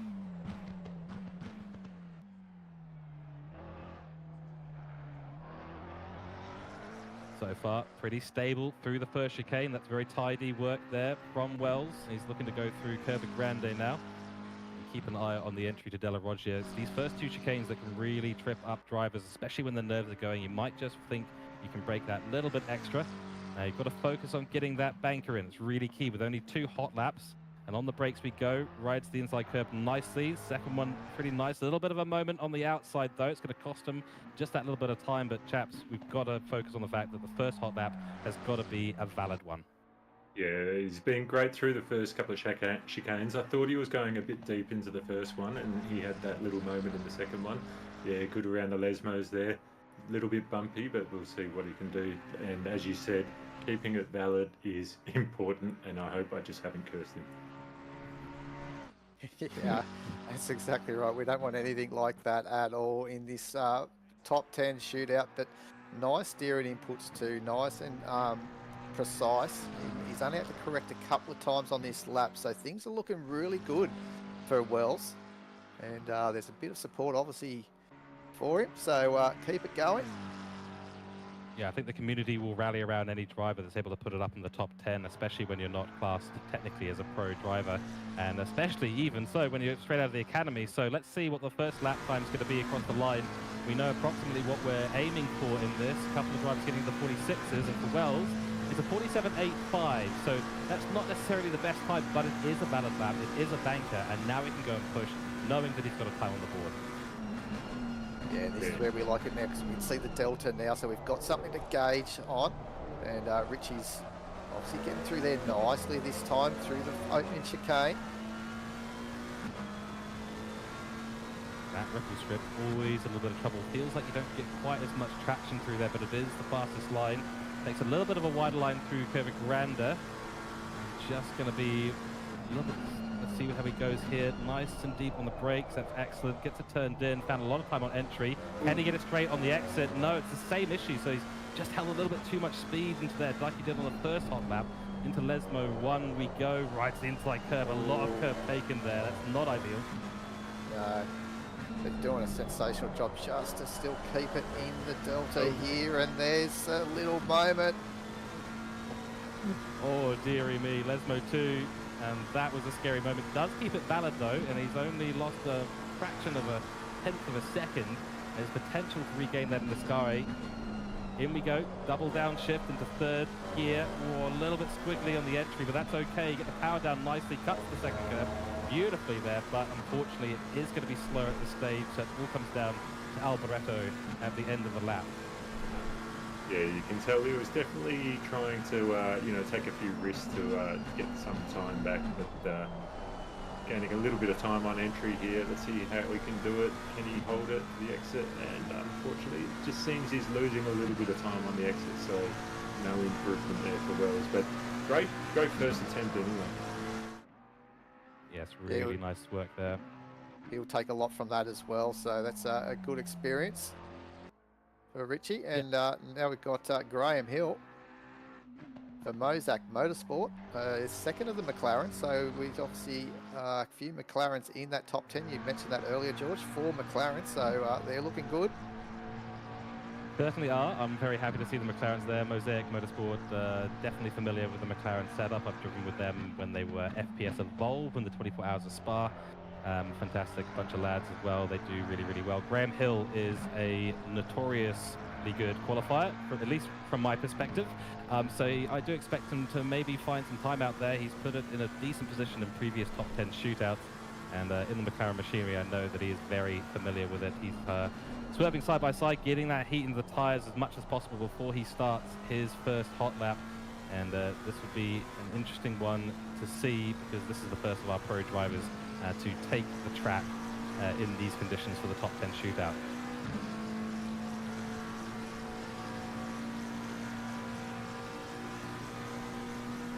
First key moment, the braking zone at the 150 board or just beyond it. Hard on the brakes, shift down to first, very nicely done there by Graham Hill. It's an okay exit through the chicane. Maybe a little bit loose on the power there, not quite sure. We will see once he comes across the line for his first timing of the lap. Holds the inside beautifully at Curva Grande. Now the real challenge begins.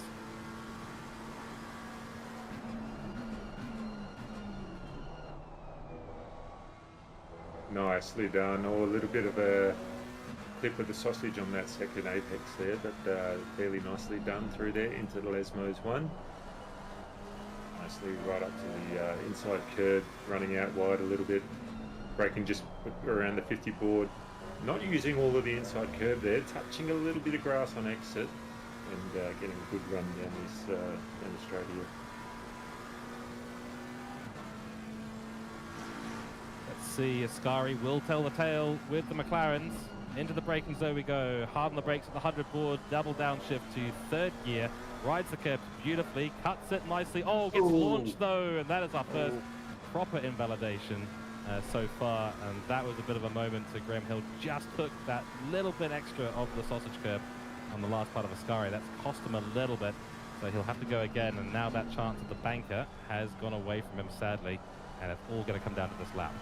Yeah, he's going to, you know, what do? Do you play it safe and just get a lap in and hope it's good enough, or do you go all out knowing that you don't have a banker, and if you invalidate this one, you're in 10th? So the question there is, do you let your racing instincts take over or not? I get the feeling most drivers out there will probably try and push as hard as they possibly can, maybe even harder on this lap. We will see, of course, the delta is going to be a little bit odd because of the invalidation, so don't pay any attention to that delta at the moment. Just focus on the lines and through the corners into the braking zones and on exit, and that'll tell the tale of how Graham Hill goes in this for Mosaic Motorsport. Yeah, actually, he's got nothing to lose, really. So, as you said, it's really the time just to push. You know, he's hasn't got that banker lap, so this is still or die, basically. And what he gets out of this is where he will be. So, he can't be worse than 10th. So, he's trying to get a little bit better of time from Richie at the moment. Beautiful work through Lesmo 1. Let's see if he can avoid that grass on the outside on Lesmo 2. Yes, he does. So that's actually looking a lot better than what he was going on his first hot lap. And now the question is, will Ascari send him to the McLaren Space Program or not? Time to see.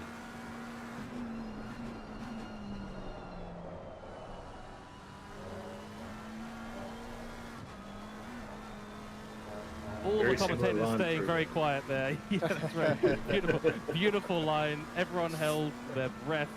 And Graham Hill, what an exit for Ascari that was. Can he just hold it together through Parabolica now and just cement that time in the books? It just doesn't feel safe, though, to sort of talk with the McLaren over the curbs at the Parabolica. We've seen many of them being launched, and they just don't like the curves. But there you go, 0.3 of a second faster than Richie Wells. But nice time in the end from Graham. He had a bit of pressure on him, but here we go on the replay. We'll see him get a little bit. Oh, that's the first time, and wow, that's lucky to hold on to that. Yeah, and he could have put it in the barriers, and that would have been his qualifying more or less over at that stage. So, you know, he did really well not to end up in barrier, in there with barrier, I should say. Now we turn our focus to Brad Cook in the car now for the number 17 for Smokestack Racing, another pro category car, and the first Ford of our top 10 shootout. They did qualify in P8, so we'll be going out there third, and now starting their hot lap. You can hear all the Ford fans already cheering, hoping to see that move up the order here. Obviously, he's got 2 laps to try and do it. Hopefully, he gets a nice banker in to start this run. It's a bit hard to try and call this one because all the perspective is a little bit different in such a big car now. So yeah, it looks like he's getting a very nice run through there. Now, interesting choice for Brad taking the Mustang. He normally likes to drive the Porsche. I've teamed up with him a couple of times in the Porsche. So he's a great hand in the Porsche. So we'll see how he goes in the big Mustang. Taking every little bit of Lesmo number 1's AstroTurf on the exit. So using every little bit that he can here.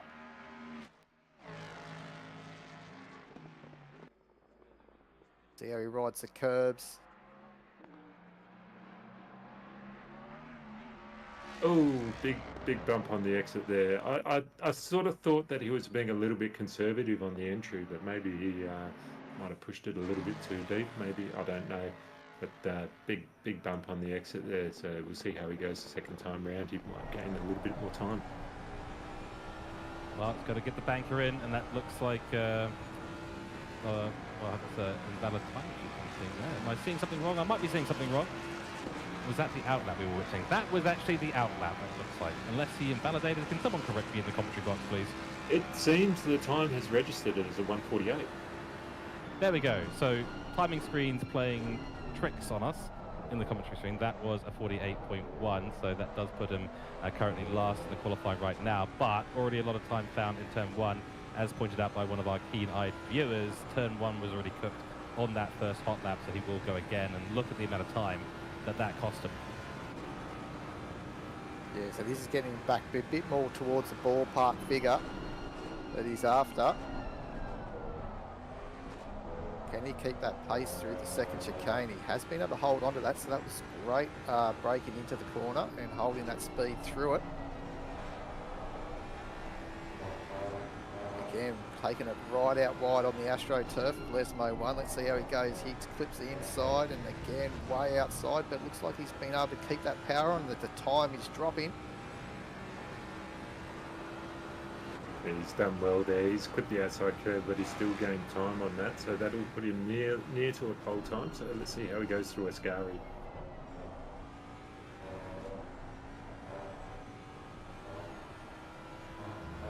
Almost Like gobbling those curbs up for breakfast compared to the McLarens. I was about to comment. Yeah, it was exactly that. Curbs don't exist if you're in a Ford, turns out. And look at the time he's gained so far. This is going to be a great lap.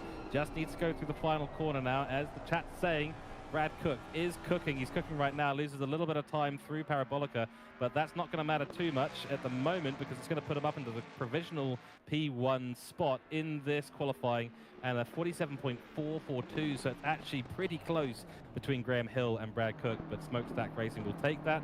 They'll go back to the pit garage. They'll figure out what's going on, and they will move on.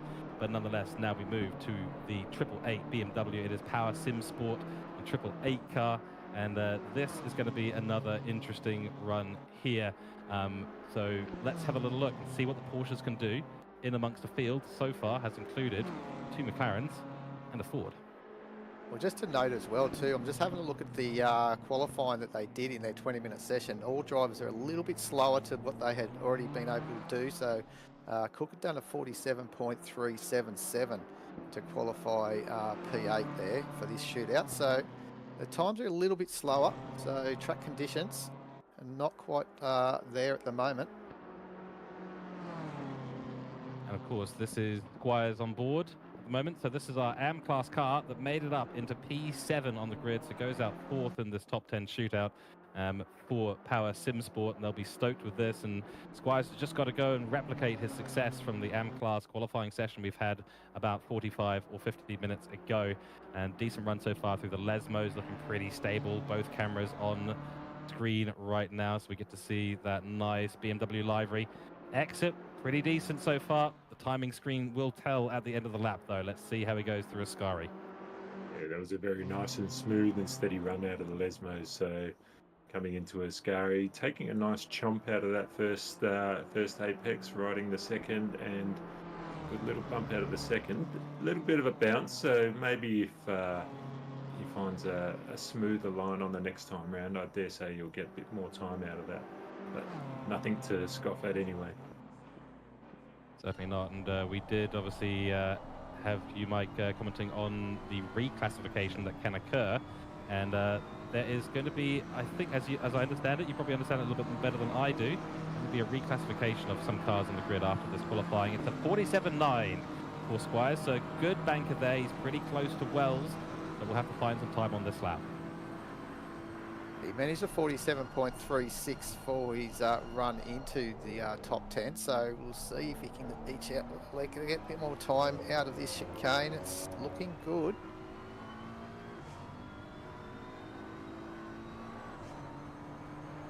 like most people were having a little bit of a trip up. We saw the same with Brad Cook at the first chicane, just not finding the right amount of entry speed or exit speed that they needed. Into the braking zone for Della Roggia we go. Time board does go up. The delta goes up a little bit. Loses it on exit though, so it's not a very speedy run through the apex of Della Roggia. That has cost him a fair bit of time on this run. Into Lesmo when we go. A wide entry taken by the BMW, and what a camera shot that is. Stunning work from our broadcaster. Has found a bit of time as well as Squires. Let's see what Lesmo 2's like. Yeah, runs it a little bit deep. Couple of tires off onto the grass, but nothing too tricky. And 2/10 up on the delta right now. 2/10 will put him up into provisional P3 at this stage. Only 6 100s needed to jump a place. Yeah, the BMWs do like these curbs through Ascari, so let's see if he can maintain. Oh, he's just had to correct that. Little micro corrections through the Ascari chicane, but he's still doing okay here. And great job for, as you say, he's the an AM driver, but as you said, there could be reclassifications before the event. It's absolutely killing it here. Can he keep this power on out of the final corner, the Parabolica? Finding a little bit of time. Is that good enough to go to P2? Not quite. Only 1/100th off of P2. But yeah, very good lap time from Squires there. We'll obviously watch him with a keen eye during the race as well. Yeah, good pressure driving as well, wasn't it? So there's always a lot of pressure. That's where I think some of the drivers are obviously getting that first chicane wrong, guys, as well. It's just that added pressure, knowing that you've only got those 2 laps, and you know you are just trying to get that braking to perfection. This does tend to end up being the difference. It's the ability to do those hot laps on point in the moment and get them absolutely perfect after a reasonable break. And that is going to be the difference at the top of the grid, I suspect. But challenging conditions out there. We saw that all the way through the qualifying to get into the top 10. And now we're seeing that again for all the drivers out there. Sparks now in the car, the number 98, another Ford out on track. So we'll see how this one fares. And this is the 98 car, of course. So this is the Sim Seniors 98 Pro category car here. Sparks in the car, and will be leading the team away for the first hot lap and trying to get that banker in. Get a nice bit of security in there in the Ford, and then hopefully find a little bit of extra time. But that was very close between Graham Hill and the other car that we just seen go through. My memory failing me already, and that was very, very close, so almost nothing in it at the moment.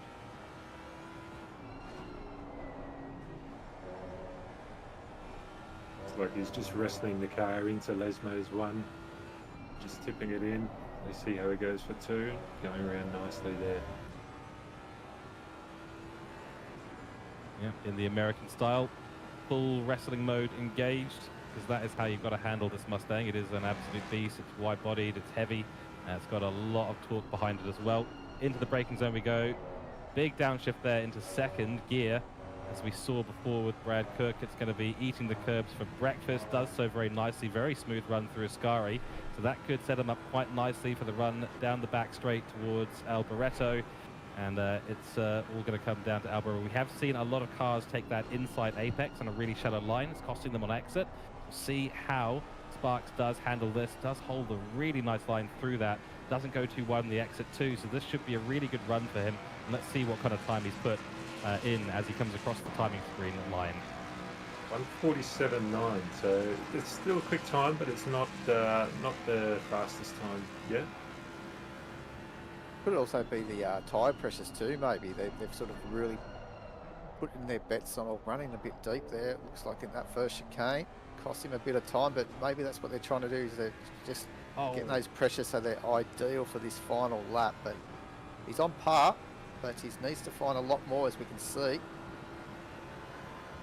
I just noticed the TC went off on the exit on that corner, so it's obviously playing with the electronics as he's driving to try and get the most out of the car. Well, that's a good trick, and that's what the best of the drivers will be looking at doing, finding the places where you can turn off that TC and get the car running at absolutely full strength. It does require a lot of skill to do that, and a lot of fiddling with buttons on the wheel during your lap, which can be tricky. Did note a very quick upshift from first to second on the exit of the first chicane. Does find a bit of time there, so that maybe was where he lost a little bit of time on that first hot lap through Lesmo 2, but unfortunately it's not going to be anywhere near enough what he's going to need at the end of this lap. Up comes Ascari into the braking zone. We go. Another downshift to second. Rides the curbs beautifully. Loses a little bit of time on entry. That can usually bode well for the exit, and it does so. It's a good exit. He's finding time now up to a 10th on the Delta. Yeah, 10th will be good enough to move up a place at the moment. So this is a good run for him. Let's see if he can hold it through the last corner here. Finding a little bit on entry. Nice tight line. Yes, getting a good run, finding more time on exit. So that's a good run from Sparks here today. Yeah, just the first sector let him down there though, fellas. So, but still, happy with that. In that fourth at the moment. So we're halfway through this top 10 shootout. We've got another 5 to go. And out comes car number 200. And that will be the car of death. And see what he can do. He managed a 47.2 flat pretty much in qualifying. But I don't think we're going to get to those times, guys. It just seems like they're struggling in this top 10 shootout. Yeah, maybe it's the lack of time. I'm maybe thinking that we've seen some of those faster times come as a result of maybe 3 laps out there on track, 3 hot laps, that is. And I wonder if the tyre pressures are just not quite coming up to the point that they need to be, and maybe not finding the grip in these hotter conditions. 32 degrees Celsius still out there on track, and of course this is the number 200 car. MRT in Moment is the team name. Death and Darth in the same car, two-man team there, or 2-person team I should say, for the 8-hour event coming up, and they're looking rather fast so far. They are our other there's only 2 Pro-Am teams that managed to get up to the top 10. This is the higher qualifying one. We had Wells, of course, earlier on in the number 66. Now it's Death's turn. But I do believe it just goes to show how tricky it is out there, that the qualifying times are looking like they are as they are right now, and such a tight split, only a 10th of a second really between the top 3 in the provisional standings. Yeah, sure is. But these two have actually been a good combination through OOR in their endurance series, both Death and Darth. They're a really good combo. So definitely a team to have a look out for next week during the race as well. And hopefully they can get through without too much trouble. And you know, they might be on for one of their best results in the endurance race. Yeah, 100% into a scurry now. Nice line on the entry there, riding the green on through the middle. A bit of a bump on the exit.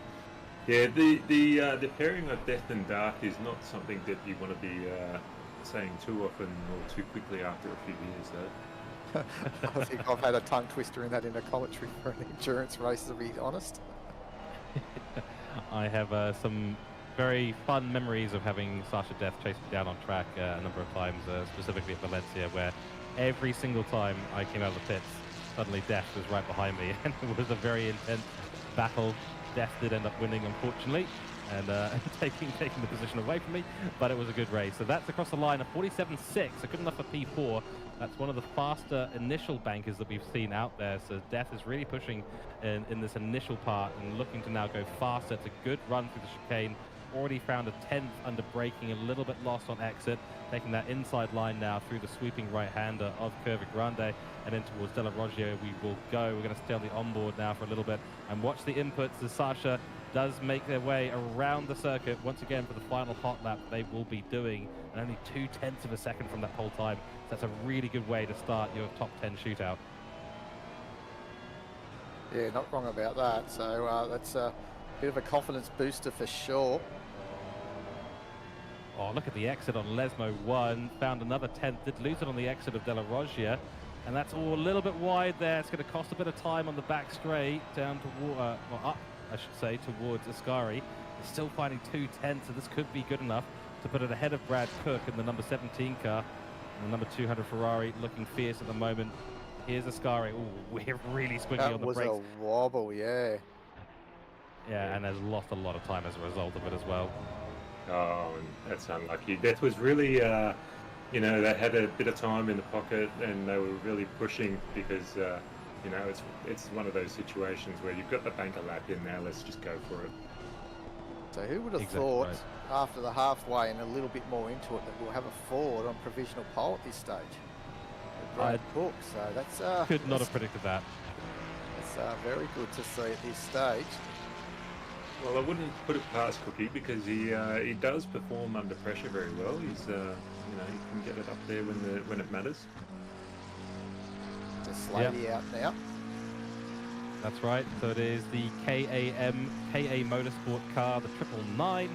Khalil Slade will be taking the helm, and he was fourth, I believe, in the overall qualifying. Yes, fourth. So did very well in that first bit. Bag himself a nice position. Another McLaren out on track, of course, as well, and in the hands of Slade. Looking very fierce in that Italian sort of styled, glossy metallic livery. Looking very fierce out on track with that koala with the helmet on top of it. Looking very good. Let's see what kind of lap time will be put in as they begin their first hot lap. Koalas in chat as well. There we go. A lot of support coming in on YouTube and Twitch for the koala livery. Big support there. You'd love to see it. Lots of comments on the livery. And as we all know, a good livery gets you a little bit faster out on track as well. Yeah, absolutely. 100% confidence booster. You know, if you look good, you're going to be fast. Exactly right. So there's yeah, all the superstitions coming into play here. Let's see how the run through De La Rocha is. Not great, actually, there for Khalil Slade. Yeah, he's got to wake up that koala bear within him here and see what he can get out of probably this second lap, because that first one, as we just see, this is probably compromised, bouncing over that curb.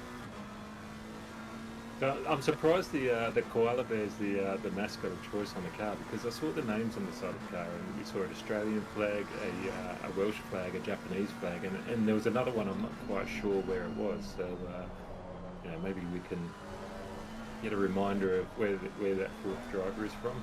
I think that's Naim, but I'm not quite sure what the acronym is here. Flag_BN. Can anyone translate in chat for us? That would be fantastic. I don't recognize the flag either, but you're absolutely right. It's a diverse team from around the world, and you do love to see it. But you're right, the mascot there. So yes, they're Naim. The second one, the yellow flag there. If anyone can identify that for us, you're probably good at GeoGuessr. But we appreciate being told what that is. But yeah, a very diverse crowd here for the KA Motorsport. So yeah, interesting choice for the koala. I think it's part of a larger organisation. Brunei, we're being told in chat. Thank you very much, everyone. Appreciate that. So Brunei is the fourth flag there. That first banker, a 47.507, only 65 hundredths of a second from Brad Cook. That is actually a really good start, and I don't think we were actually predicting that based on how the lap looked. That is right. Absolutely rapid, and there is going to be more time on the board based on you know, those few little mistakes that we saw. Oh, that's exactly right. So we've got a real opportunity here to get in a really good... I think we're getting trolled in chat, just FYI. So I might go and double check the flag, just in case. And oh, that's a back out. Oh. He has missed the braking zone, or something has happened, realized he wasn't going to make the corner, and that is qualifying over for the 999 car. That's a disaster for them. Yeah, don't quite know what's happened there, chaps. Talking about the flags, because we've got Ballarat, Bankstown, Benalla, Broadmeadows. Can we get any better? Broadmeadows. That is an absolutely brilliant comment there from Muller. Well done there. Oh dear, oh dear. I think, you know what, I'm going to hand it over to you chaps for the 89 car. It's the BS Plus Motorsports competition car. BMW, of course, and Hobbs at the helm, and I'll leave it to you guys while I go and investigate what this flag is. Well, we hope it's not Broadmeadows, so Hobbs out. I think this is still the outlet for Hobbs. So you know, I think Hobbs is going to be one of those ones vying for a top 2 spot. What's your thoughts, Neil? Oh yeah, I think definitely. That's what I said earlier. Like he was fast in that the third sector. And I think the second sector was where he lost out a bit, so he wasn't too far off either first sector of being pretty fast. So we'll see what he can do here. This seems pretty fast if this is an outlap, so he's been pushing. So not too sure if this is the first lap or not, but it's not. So this is his outlap, so it's now his first lap. And yeah, definitely let's see if he can take it to these guys and put it up on the top of the order. Another 2 cars to come after him. So I have a confirmation. It is Brunei. So thank you very much for the first initial comments of honesty. It is much appreciated. Yes, indeed. So Hobbs should be, this is the last 3 cars, we should be seeing times that are going to be faster than the 47.442 that Brad Cook has put in there. But I'll be honest with you, I think we all realize that Brad Cook's time there is that she's looking more and more dominant as we go. But these top 3 drivers, it's the 89, the 191, and I believe there's another car in there as well. Sorry, the 422 of Herbert, of course, all to come. And these are the top teams, and they're all going to be vying for that pole position. Yeah, it's probably going to be a very important position to have as well, especially being on that inside line. But you know, if you can be in that front row for the start of this race on Saturday, it'll obviously put you in a good stead to get through that first opening chicane unscathed. But here we go, going through the Ascari chicane on this first lap, bouncing over the curves. Yeah, so we'll just see what happens here, what this time may be. Hobbs is pushing pretty hard in this BMW. Yeah, word in chat is that he's already cooked it in T1, so I'm not expecting it to be a blistering time, and maybe that's why Hobbsy was really pushing it through that Ascari chicane. That's one thing, isn't it? It's so hard to make up time. These guys are on the limit everywhere, so when you do make a little mistake, push hard to try and get through. So up into the 6th fastest at this stage. He won't be happy with that, obviously, so let's see what he can muscle out of this BMW. Of course, it is worth noting that the top 7 separated by only a quarter of a second, so it is incredibly close. And look here, we can see how much time was lost in that. If that turn 1 was good in that first banker, then it would have been pole position. So he just needs to, I say just, but needs to carry this delta all the way through the remainder of the lap, and it will be good enough for pole position. And that is going to be you know, obviously a bit of a challenging thing. Racing driver instinct kicks in. You go, I want to go faster at every corner, not just the one that I made a mistake on last time. Now nearly up by 0.4 of a second. So Hobbs really putting the gas down and going to help BS Plus competition get across the line in a really good position. Little wobble there though in Lesbo 1. Yeah, it was compromised there. He had to correct it, and again slide in a little bit, but gets the power on. He's actually gaining time here. So let's make sure, hopefully he can get through the Ascari. He made a little error, I think it was, Mike, in that previous lap through here. Yeah, so he's still made a little bit of an error there, but he's gaining time, so he's chumped a little bit of time back through the entry of Ascari as well, losing a little bit on exit, but this is still good enough for a provisional pole at the moment, so he's just lost a little bit on exit, so losing time down the straight here, but not too much. Let's see how he goes through the last corner.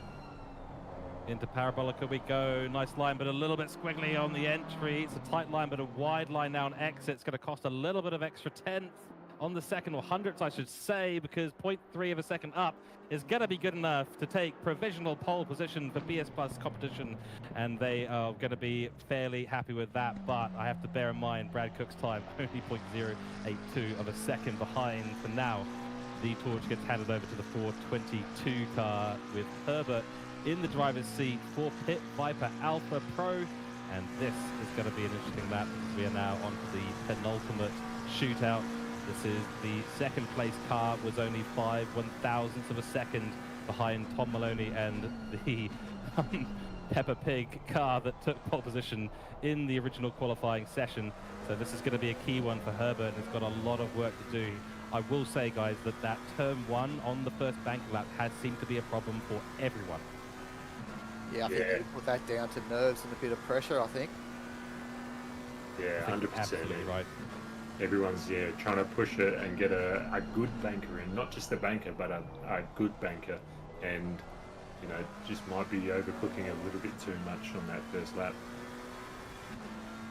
Yeah, so the margin. First sector was where he was getting beaten, I think it was, wasn't it, from the Peppa Pig car? I think you were saying, Cookie. So yeah. Right, it looked fairly stable though. There's no 2 exit, not particularly great, but did carry a lot of speed through there. Crosses the curve relatively safely for the most part. Ascari will tell the tale, and this is where I begin to hold my breath. I dare not take it. Imagine doing this for 8 hours, have to hold your breath through Ascari. Yeah, a terrifying concept. Oh, does get launched, and that is, I think, is he still valid? Is he still valid or not? Oh, that's going to be the question. That was close. There was a pixel in it. Let's put it that way. Herbert will come across the line in just a moment's time. Let's see what this initial lap was and whether or not it was valid or not. I get the feeling he might have run a little bit too wide, but Scari and McLaren's, that is not a match made in heaven whatsoever. Across the line we go, and what's it going to be? It is a valid lap, but it is slow, unfortunately. A 47.9 there for Herbert. He'll have this one more lap to get it right. Into the first chicane, down through the gears, tipping it in. Nice little touch of the apex there and touching that one out onto the green concrete. And get a little bit of the bumpy line on the exit, but you know, it hasn't made up heaps of time. Maybe he didn't cook the first lap in the first chicane. Like he might have avoided that, which is good news for him, and he'll obviously have a lot of time to make up in the Scari chicane, so that's where he needs to focus on getting it right. That's a curb ridden on the entry to Della Roggia. Does find a bit of time in there though, so holds a lot of speed through those apexes. Into Lesmo 1 we go, wide line taken, getting on the power nice and early. In second, up shift to third to give him a bit more traction. 2/10 now on the Delta as we head through Lesmo 2. It's a decent exit, or very, very close to being not a good exit, but holds the power in, holds the foot on the floor and finds time because of it. Now 0.3 of a second. This is getting closer to where he needs to be, and it all comes down to Ascari. Let's see what Herbert can do. It's the key corner with the McLaren. Gets in nicely, rides the curbs. This is the crucial one. Comes out of it well. That's a valid entry and exit through Ascari. Finds time, 0.5 of a second up and gaining. This is going to be very close to the top time. Needs 0.57 on the board as he comes across the line. Alboreto now. Entry is decent. Going to run it a little bit deep, but goes wide. Opens up the corner nicely. Throttle on. It's 0.59 up. This is going to be good enough. This is pole position for Herbert. What a lap. Absolutely sensational lap from Herbert. Regan off the dial. So, wow. So these are those laps that sort of, you know, when the experience counts, when you know where you can take that last millimetre of track limit. Wow, boy oh boy, was the pressure on there for Herbert. I mean, with that invalidation, well, not technically an invalidation, but very slow lap initially. That hot lap was absolutely crucial. And now the pressure, the torch, so to speak, is with Tom Maloney and the Kovacs Purple Racing Team, the 191 car, Peppa Pig, on the side of the car. Let's see if this snazzy livery is going to do the trick for Tom Maloney, but he's going to have to get it absolutely spot on to beat that time of 47.327 to beat. P2 time, Mitch Hobbs, 47.360. There is nothing in it at the top of the grid right now.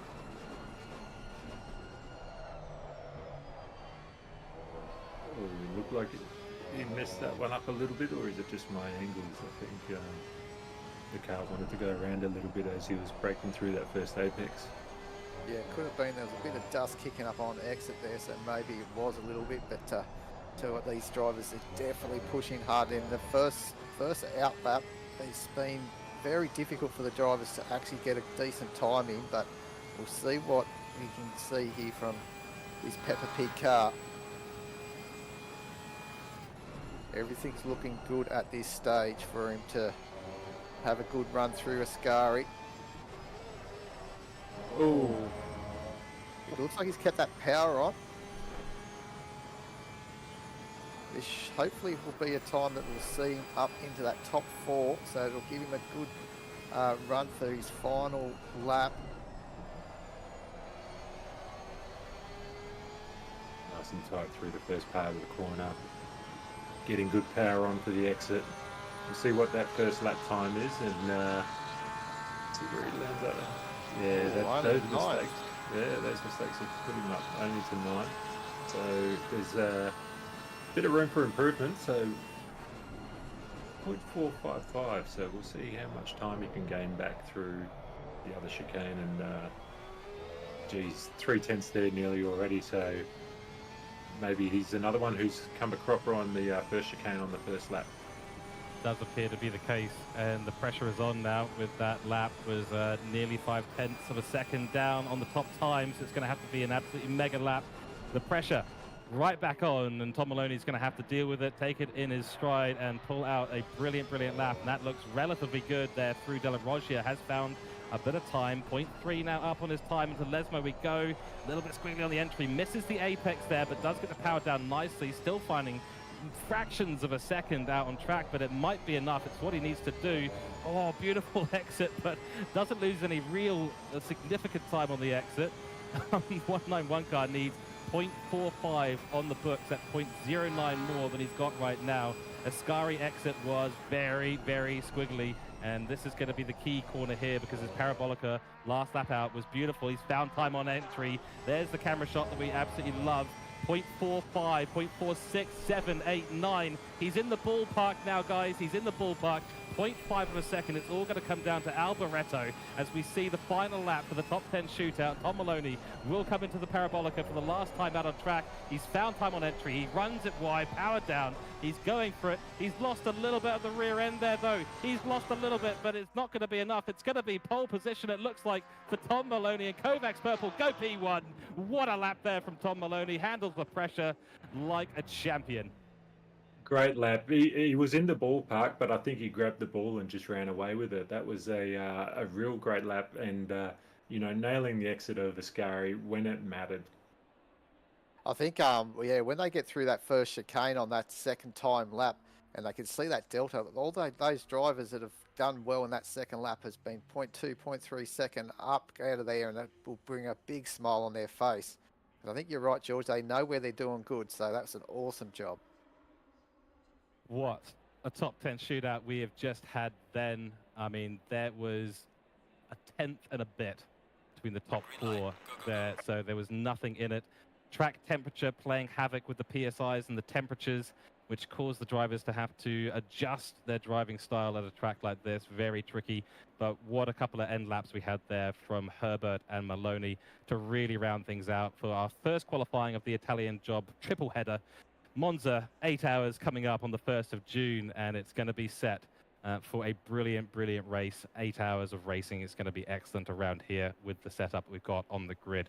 Congratulations go out, of course, to our 2 Pro-Am drivers and our AM, soon-to-be probably not AM, driver as well. That's fantastic work to be up in the top 10, and the pros running away with it at the end there. Let's have a little look at our final qualifying for the top 10 shootout. It is, of course, the 191 Porsche Peppa Pig, and we're going to have to get used to looking at that livery on track, at least for a little while longer, as the broadcaster will begin focused on P1. Tom Maloney in the 191. Kovacs Purple team will take out. First 2 sectors were the key ones there, and Herbert in P2 for the 422 car. And that is going to be another little bit of commiserations there for that first sector. We knew that it cost them in the first qualifying. Looks like it cost them again here for Pit Viper Alpha, but P2 nonetheless. Hobbs and the 89 BS Plus competition car in P3.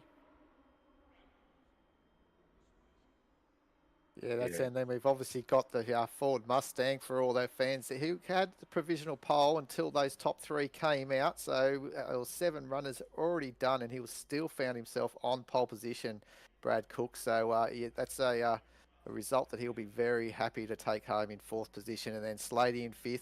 And Graham Hill did a good job there rounding out that top 6. Yeah, then obviously we've got Squires very, very quick for an AM driver. So I think we'll see them bumping up a class maybe. And then Sasha Death and Darth as well. Death and Darth and the tongue twister. I'll tell you what, here's another tongue twister. Try and say Peppa Pig Purple on pole as many times as you can. So just rounding out the top 10, we've got Sparks and Wells, and yeah, putting in some very rapid times as well. But just to note as well before we leave, guys, look at Squire's first sector, matching the time from Maloney. So he definitely had that pace in that first sector. Yeah, and that's a rare occurrence to have a double purple first sector between 2 cars. So yeah, Squires was really on top of it today and has done his team very, very proud. And I'm sure Livingston and Moritzi will be very happy as well in the BMW 888 car. So we're going to start to round out the stream there, but what a top 10 qualifying that was. That makes me super excited, even more so for the 8 hours of Monza we've got coming up. Race start time for that is Saturday, June 1st, 2024, of course, at 12 p.m. We'll run for the full 8 hours then. And of course, tonight you've been watching the qualifying here. Big thank you to all the drivers who've participated throughout the 60-minute qualifying session and in the top 10. A huge shout out to Benjamin Hignett for the amazing broadcasting done out there. Thank you all for tuning in on Twitch and YouTube. Thank you all to all the OOR Patreons as well. And a huge thank you, of course, you chaps here in the commentary box. Mike Reel and Neil Haynes, thank you very much, guys. Maybe some final thoughts, and then we're going to run to a short advert, and then that'll be us for the evening. Grazie ragazzi. I think it's time to get stuck into the spaghetti. It's, after having a bit of dinner already, I think a red wine would go down really well. But congratulations to the top three there of Maloney, Herbert and Hobbs, and great mixed grid we're going to have next week. Exactly right. So from here in the commentary box, thank you all very, very much for tuning in. Have a fantastic rest of your weekend. We'll be back with more Octane Online Racing. Remember to like and subscribe. Give us a follow on Twitch. And we will see you next time. So, buonasera e arrivederci. Goodbye.